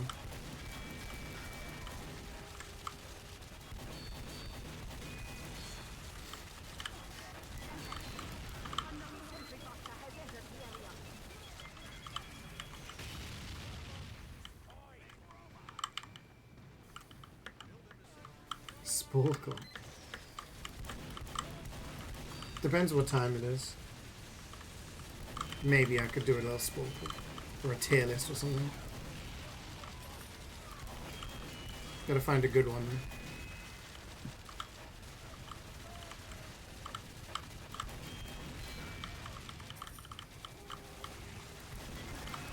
though. Yeah, Swoot's way of debating is me saying, I think Dark Souls 3 is better than 1 and 2. And him going, you're wrong! I'm like, okay. Why do you think that? I like 3 more because it's a faster pace and I think the bosses are better and it culminates the story, which is what I prefer. Yeah, but 1's better because you're wrong! And I'm like, okay. And then after like half an hour of that, Swoot claims victory and then, and then everyone moves on with their lives.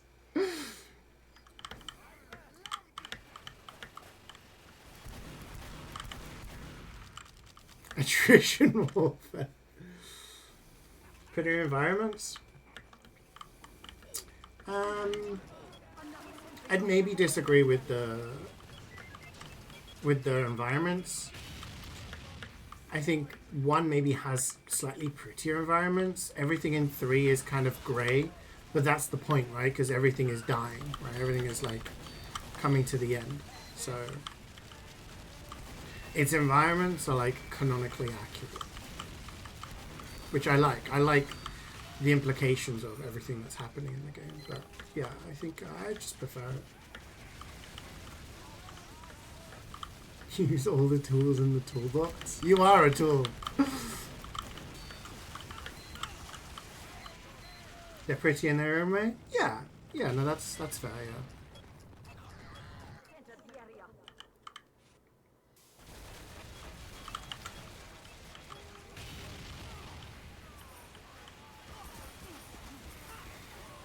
You gonna buy Scholar? Big mistake, buddy. You fell into the trap. Enjoy your terrible time.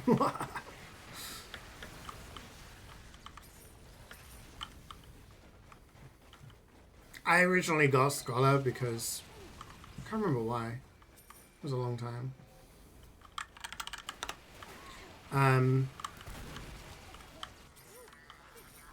But then I rebought Dark Souls 2, the original version, just before Elden Ring came out because I thought it'd be a fun thing to try and 100% on top.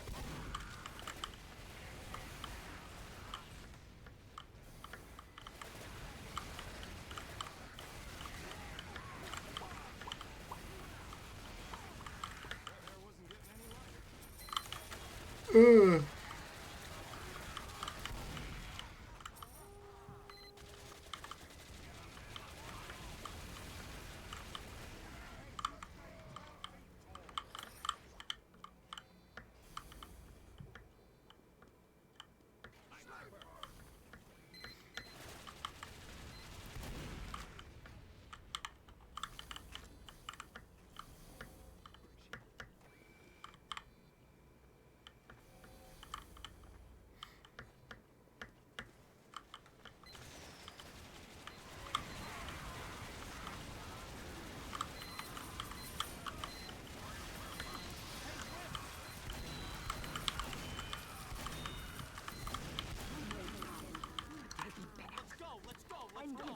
Okay, so remind me, the next mission, we have to do the prediction on the wave before last. Because it's the one with bosses.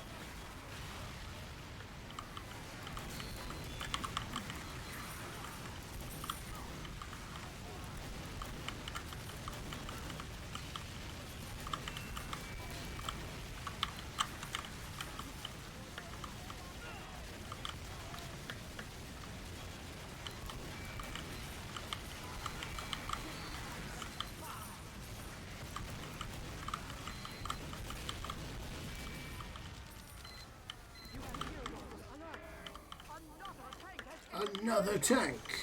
Oh, I didn't get any canteens. I got one more. Oops.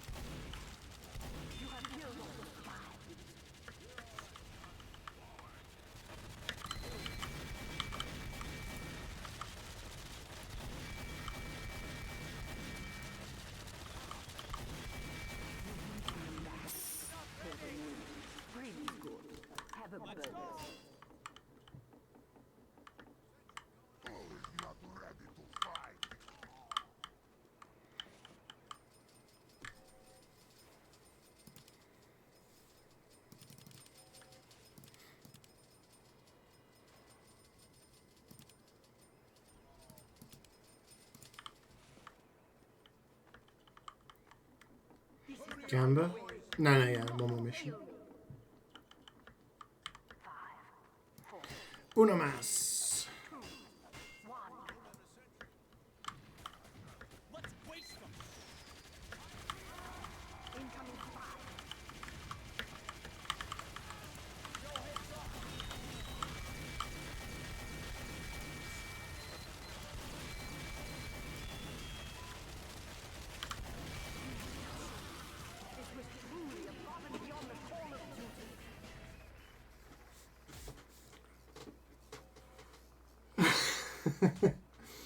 Let the dude buy whatever version he wants.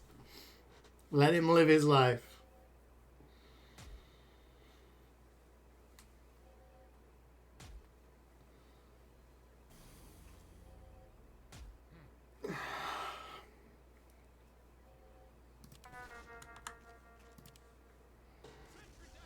Stop the count. Remain neutral for the election.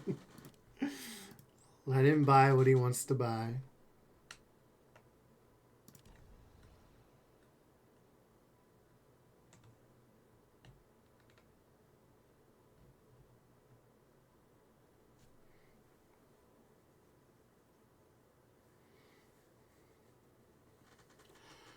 One more mission. So sleepy.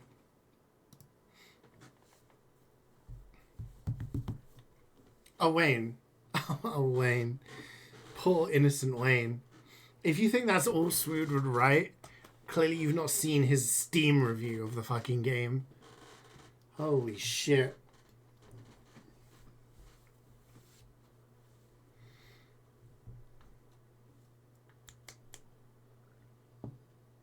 For both games.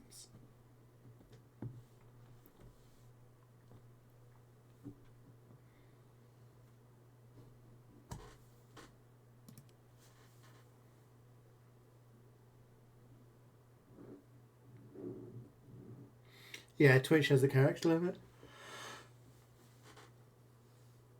Ugh.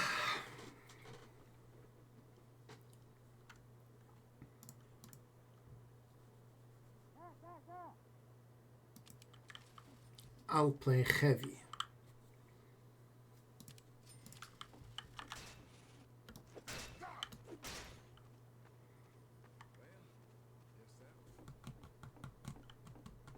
Go, go, go! Building a sentry post. Proceed.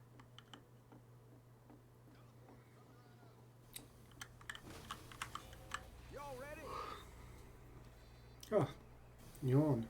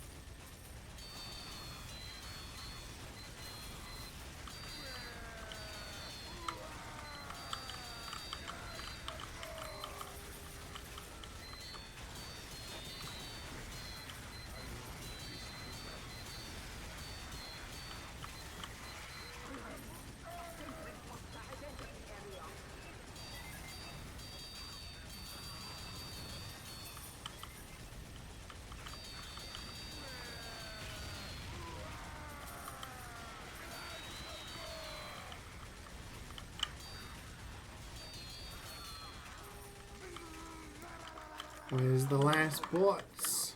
Oh, I'm giving you a bonus. he's not too late. I had to walk. I'm ready.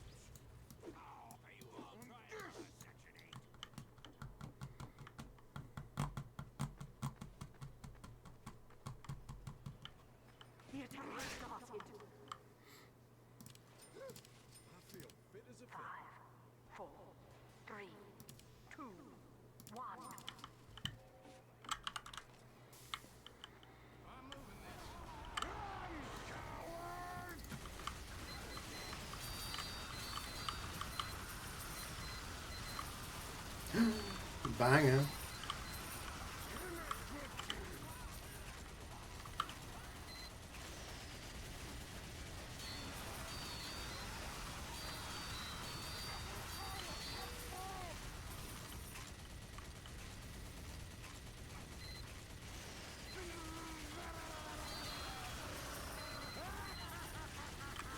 Is that a copy paste fail?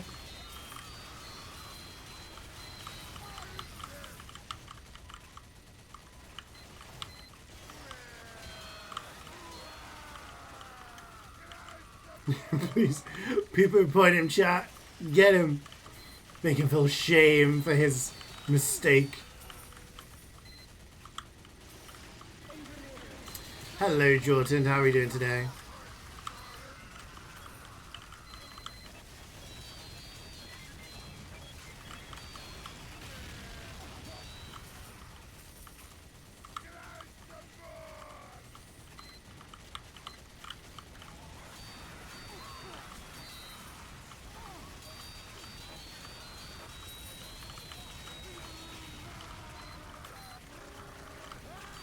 So I'm gonna press time limit? I don't know, give it a try. Whoa!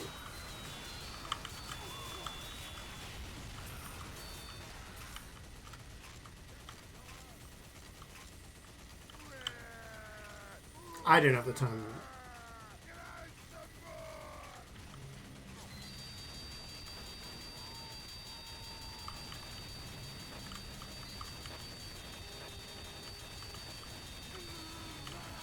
Just got home got so much reading to do, Chime.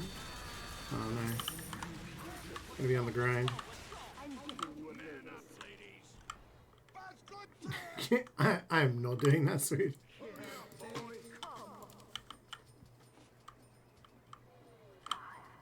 4, 3, 2, 1.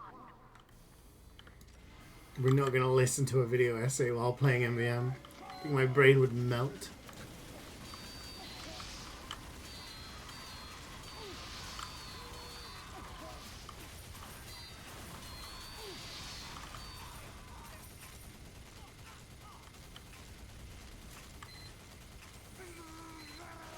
Cut it into 5-minute pieces.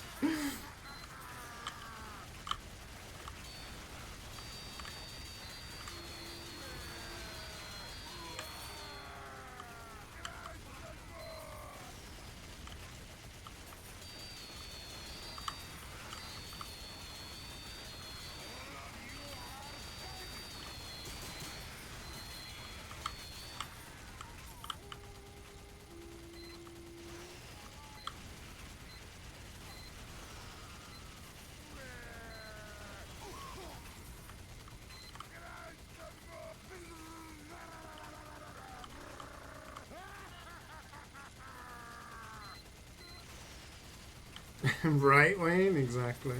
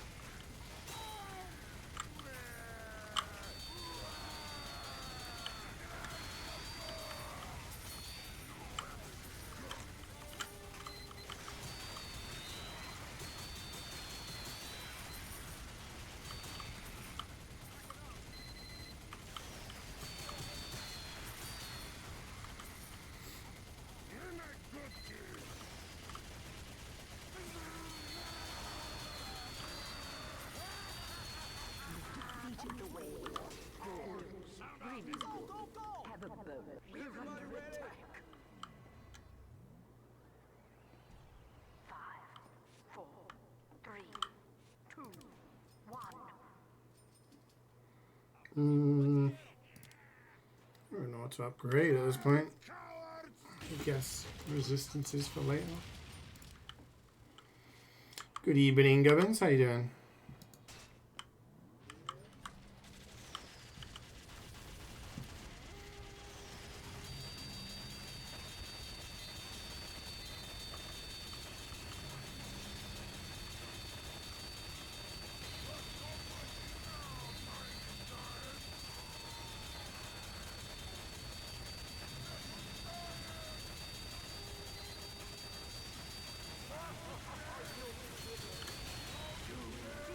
Tired, but still riding high off yesterday. Yeah, I'm doing alright, thanks. Yeah, it was a big result yesterday, right? Real Madrid got scammed by referees again, so we didn't have such a great weekend. But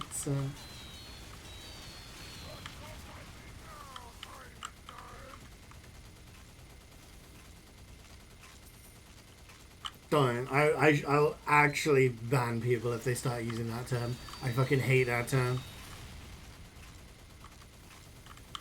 Shit winds me up so much. Like Barcelona have literally been found guilty of corruption and paying referees for over a decade. Real Madrid have been scammed out of VAR things for the entire season. A guy literally drop kicked Mbappe in the back of his leg.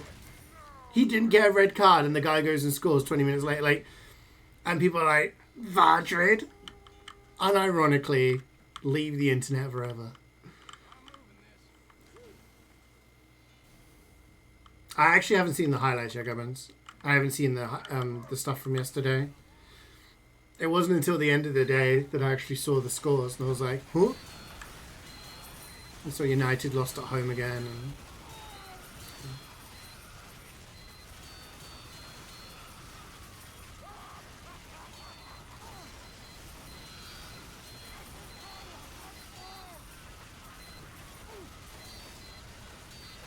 And Rudiger got injured as well, so Madrid have got like no centre-backs. It's ridiculous. Been so unlucky with injuries the past couple of years.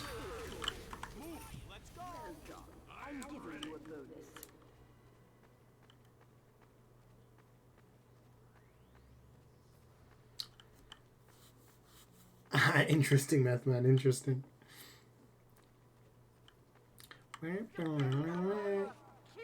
Would I trust you as a VAR? Oh shit! Prediction! You guys were supposed to remind me!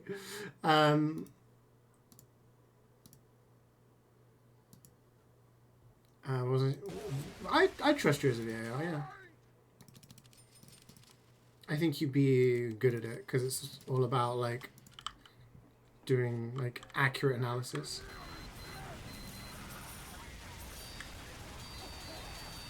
Leeds fans? I don't think I saw that, no.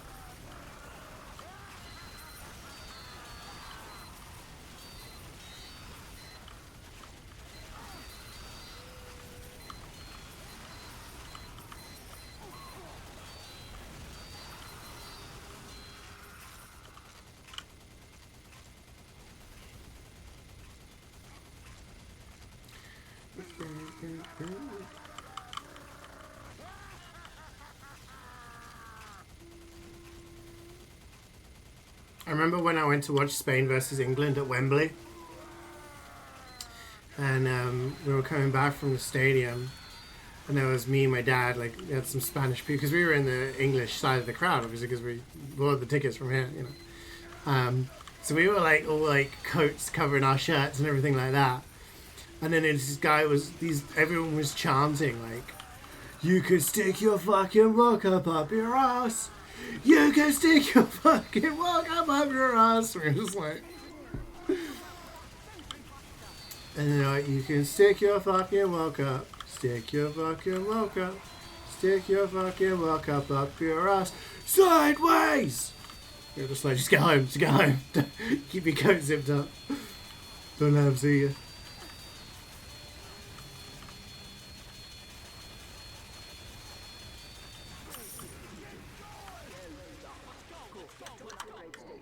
Here we go, guys. 2 boxes.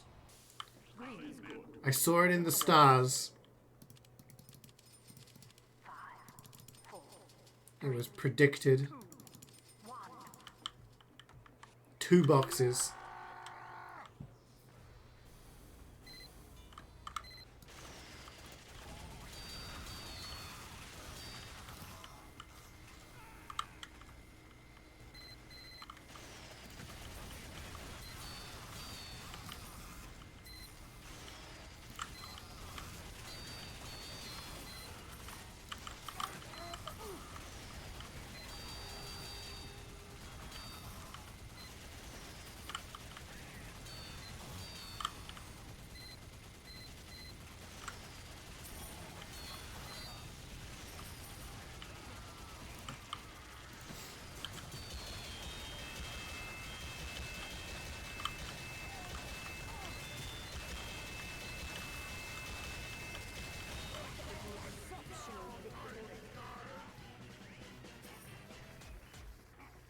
Silver.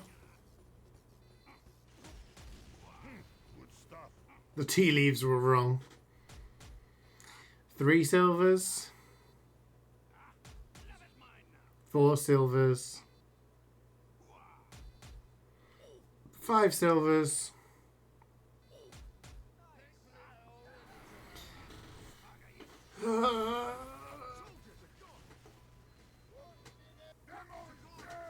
No!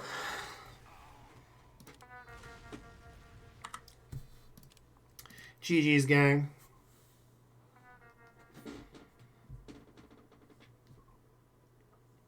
See, if I ever did want to do 3, I could potentially do another one before 4. GG's, guys. Thank you very much for playing. We'll leave it there for today. Do it? Not today. I got other stuff to do before later. But maybe I could do that. Seeing as I'll probably be streaming slightly less, maybe I could squeeze in a 3rd tour on some Mondays if we had enough people who wanted to play. I think that'd be kind of fun. That way we could do like Mecha and Gear Grinder each week. Gear points? Oh, yeah. You too, Lee. Good luck with your speedruns.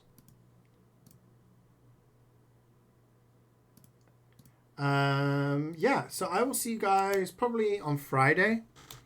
We'll try and do some Final Fantasy VII. And there may be Elden Ring at the weekend. I need to double check with everyone, like, if it's possible. But yeah, that's the plan for the week. Anyway, I hope you guys have a great week. Thank you so much for joining me. Thanks for the games. Thanks for the subs. Thanks for being here for the great quality conversation. Yeah, have a great week, and I'll see you guys on Friday. Take care. Bye.